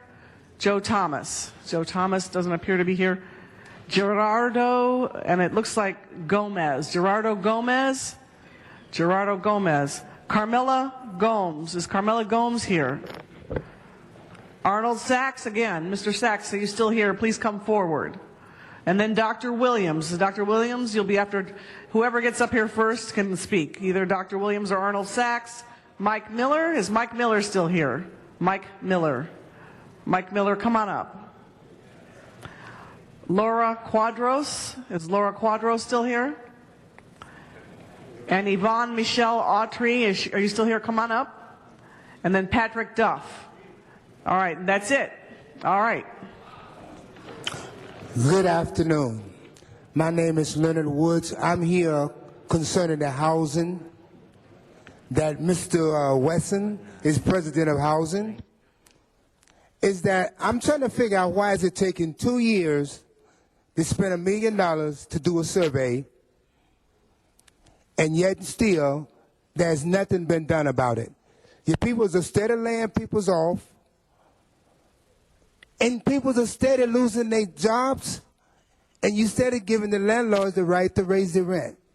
I see how y'all deal with the NAACP. Yes, the NAACP done a lot of things for me, for you, and for everybody. And for you people to sit up there and play like ain't nothing going on, and it taking 2 years, you got Angelinas that's getting homeless every day because of this council. People need to realize what's all up here doing. Because we go from your office, your office, your office. One office don't do nothing. They always say, well, you need to go to Mr. Wesson. Go to Rez. Rez said, you need to go to Mr. Wesson. But Mr. Wesson, something is wrong here. How can you sit up here and let Excuse me, Mr. Sir, I'm going to have to stop your clock for a minute, and I'm going to have to redirect your comments to the body, not to any particular individual. So, excuse me, sir, I'm going to have to stop your clock for a second and remind you that you direct your comments to the body, not to any particular council member. So resume the clock now. Thank you. Mr. President, how can you continue to let Angelinas lose their houses, lose their apartments, and you sit up here every day and talk about how good you are doing things for this city? You are steady doing the wrong things. No wonder can't nothing get done. I see why the White House can't get nothing done. You politicians are so dirty. The only one man is good here is the man that brought the moratorium. I forgot, I can't mention his name. But there was one man that brought a moratorium 2 years ago. And you people have been sitting on y'all butt for 2 years doing nothing. You is a disgrace to Los Angeles, California. As God is my witness. Next speaker, I think, are you Joe Thomas? What's your name? Mike Miller. I'm sorry, I can't hear you. Mike Miller. Okay, Mike Miller, you're next. Yes. I also am very, very concerned also with a lot of stuff that's going on.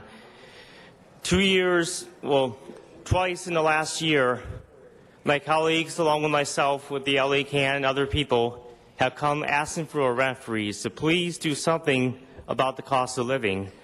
And twice you turned us down.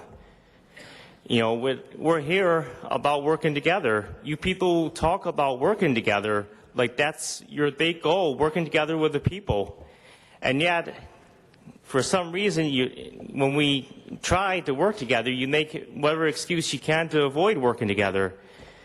We're willing, if it's coming up with a plan for that rent freeze and beyond the rent freeze that you're stuck on, we're willing to meet with you. We're willing to have as many meetings as possible, with any one of you, including yourself, this president up there, whatever, we're willing to do anything we can to make this happen.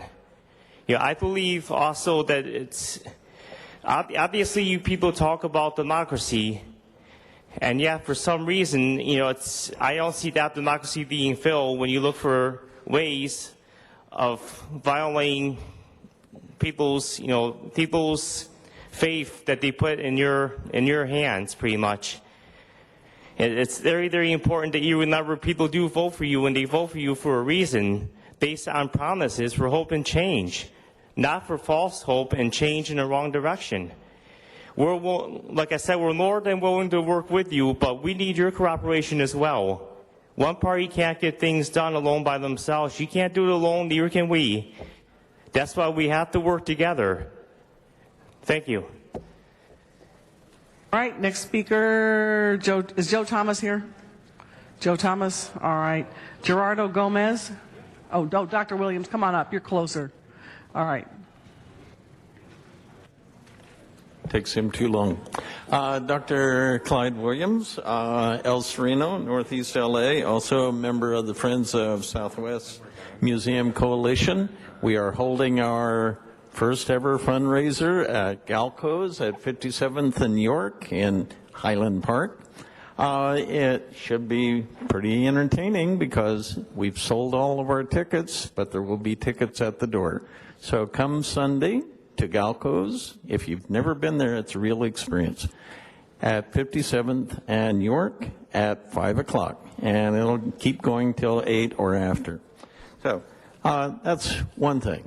For the neighborhood councils, though, there's been a recent announcement of Tiger 3 funding of over $500 million for transportation improvements. Last time on Tiger 1 and Tiger 2, it was not well known amongst the neighborhood councils that we could help you figure out where to spend a lot of the money for the transportation.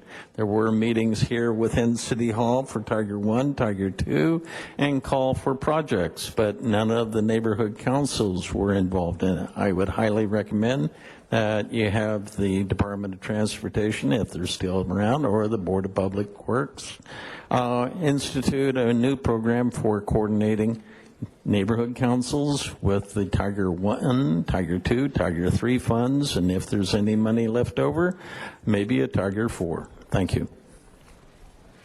Mr. Sachs, are you ready? Is Mr. Gomez here? Is Mr. Gomez still here? All right. And Joe Thomas, are you still here? Joe Thomas is not here. Okay. Mr. Sachs, please proceed. Yes, thank you. Good afternoon, Arnold Sachs. I hate to bring this up again, but the nomination and the confirmation of the Assistant Mayor De La Vega for the head of the Department of Transportation, I just wanted to bring something up because in an article regarding his nomination, it states De La Vega gained unwelcome notoriety years ago for driving a Hummer SUV while promoting the mayor's ambitious mass transit agenda. I'm thinking that car was a city vehicle. But he stopped taking the vehicle to work and now says he uses it only on weekends for trips to Home Depot and the like. So why is a city vehicle, unless it's his own vehicle, it could be corrected. If it's a city vehicle, why is it parked at his house? And is the other vehicle he's using during the week, is that a city vehicle or is that his own vehicle? Now, I'd like to talk a little bit about the AEG and this stadium deal again. Independent study commissioned by AEG. How independent is that? In the same article that was put out last couple days ago, it states that the CAO, the city, will be doing its own independent study. There's less than 10 days for the big decision to be made, and the city is just going to be doing an independent study. That doesn't make sense. But if you really want to know what you're getting into bed here, here's a prime example. A couple years ago, the Michael Jackson funeral, AEG was asked to chip in for the security, said no. The Coachella Music Festival held this year, AEG ran the show. Security, double fences, security guards, no problem with funding for security. That's your bedfellow. Carmela Gomes.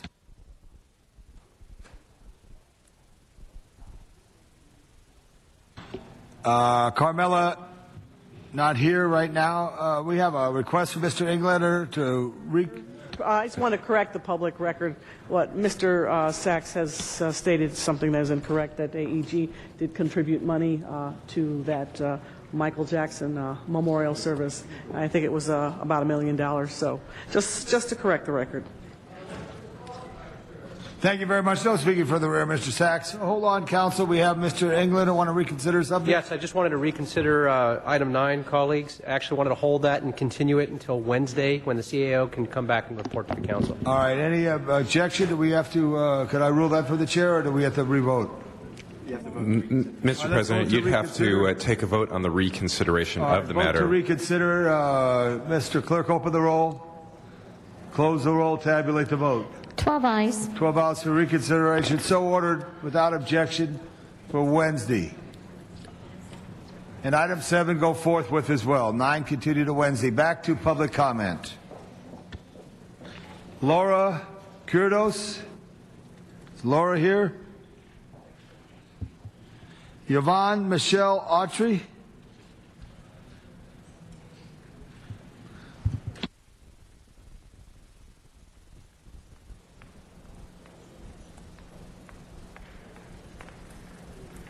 Well, you really give yourself so much time. That should be a travesty of justice. I wonder if you give so much time to the public or those who are not actually commissioning your responses. Actually, what I would like to challenge you, Mr. President, or sitting in as Mr. President, Mr. Bond, you said you want to do what the people want. We've asked you to stay the rent increases. You've said that you want to help the homeless. You recognized a woman who was helping or working in favor of the homeless. Because you refuse to stabilize the rent, many are in danger of becoming homeless on a daily basis, so your comments are inconsistent and rather hypocritical. You have within your power the right to stay the rent, to maintain equal access to affordable housing for all, not just the rich. This is still a democracy. There will be no oligarchical or aristocratic seizure of power, although the rich seem to be kind of dictating your choices. We have a right. We should even have to demonstrate for a right to affordable housing. We utilize our right to assembly per First Amendment, and as a result, one of our most important members is incarcerated and today had to surrender himself. Per First Amendment, we have a right to assemble. Per First Amendment, we have a right to address grievances that you want to address as the people bring them before you. So you're either hypocrites or you're lying. I think both apply here. Again, we have a right for affordable housing. I'd like to read the comments of one of our members. What happened in May 2011, he said he was in City Hall because injustice is here. Injustice anywhere is a threat to justice anywhere. But it is even more unfortunate that the city's white power structure leaves people of color no other alternative. That is submitted by Mr. Gerardo Gomez because you waited until the end to discourage public comments so you would not be liable for the truth and the corruption that is so insidious. Patrick Duff. Good afternoon, ladies and gentlemen. It's been a while since I've been here. There's a couple new council members. I've cut my hair, shaved my beard. You probably remember me. I'm the fellow from the Rastafarian Temple. I was arrested by the LAPD. I'm actually at this point in time awaiting my jury. So I came over here to make public comments while I'm awaiting my jury, and my case is now considered a First Amendment case. I was protesting, boycotting a local business. I was arrested, assaulted by an officer. I have here in my hand something for the city attorney. This is a lawsuit against the city of Los Angeles for doing exactly what the young lady was talking about there, taking away our First Amendment right to free speech. It seems to be a consistency that you enjoy to uphold, but our founding fathers gave us the First Amendment for a very important reason, and that reason would be because if we can't air our grievances, then our government becomes corrupt. And in a capitalist government, where, as we saw today, a lot of patting on the back happens, and public comment is put off till the end, where it would be so important if they could actually hear. All the people that were sitting here probably could make a difference if they heard what was going on from the actual people.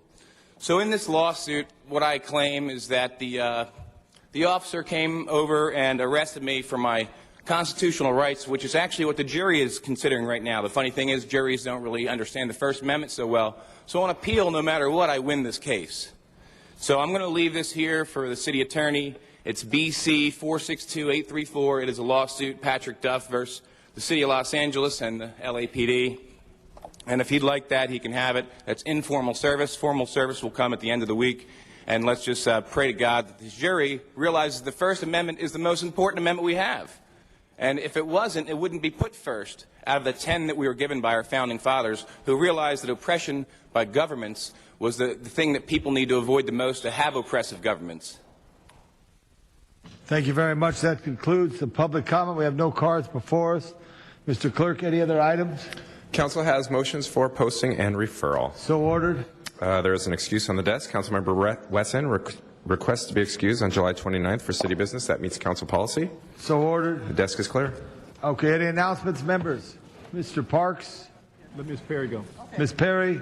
All right, thank you. Now, I'd like to announce this weekend we are going to have the Bloomfest LA, Saturday, July 23rd. It's an all-day festival in the Downtown Arts District, centered at 3rd and Traction Avenue. The vision of community activist who left us too soon, Joel Bloom. Bloomfest will feature a multitude of artists, indie music bands, and great food. So I hope anybody who wants to can will please stop by. It'll be just a sprawling, fun event. And I'd like to invite the community to several upcoming meetings on the proposed stadium and events center in downtown Los Angeles. This Saturday, AEG will be hosting a community briefing on the proposed Farmers Field at the Vermont Village Community Development Corporation, and that will be at 7901 South Vermont Avenue. 2 meetings have been added to the ad hoc committee on the proposed downtown stadium and event center.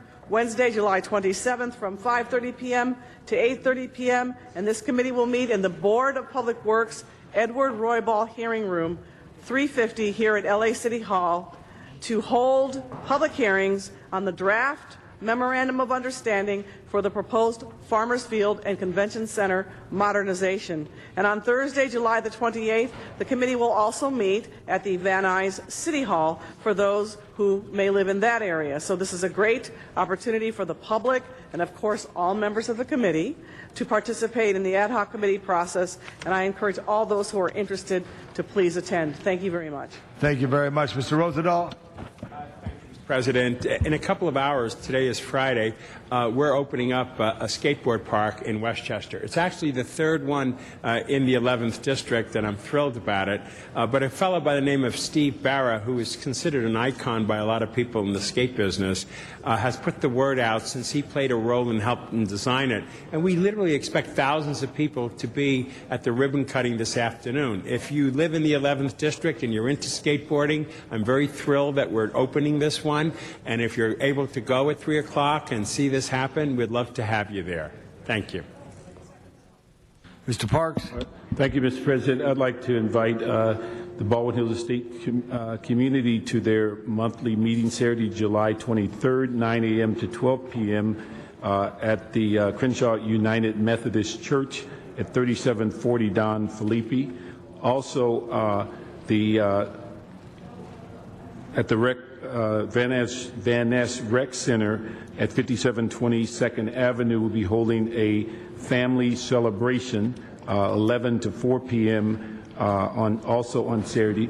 Also invite the public that the city is basically putting together a recycle used oil and used fiber and electronic waste on Saturday, July 23rd, 9 to 3 at South Park at 345 51st Street, and that's at the corner of San Pedro and East 51st Street.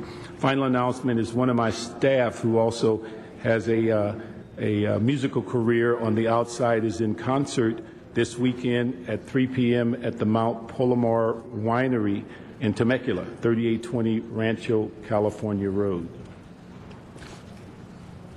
Thank you, Mr. Parks. That's completed our announcement. We've completed our meeting, but I will want to remind council members on Tuesday we'll stand in adjournment of Los Angeles City firefighter Eric Shepard, firefighter 3 from Station 29, who died of illness off duty. We will remember him in formal announcement on Tuesday.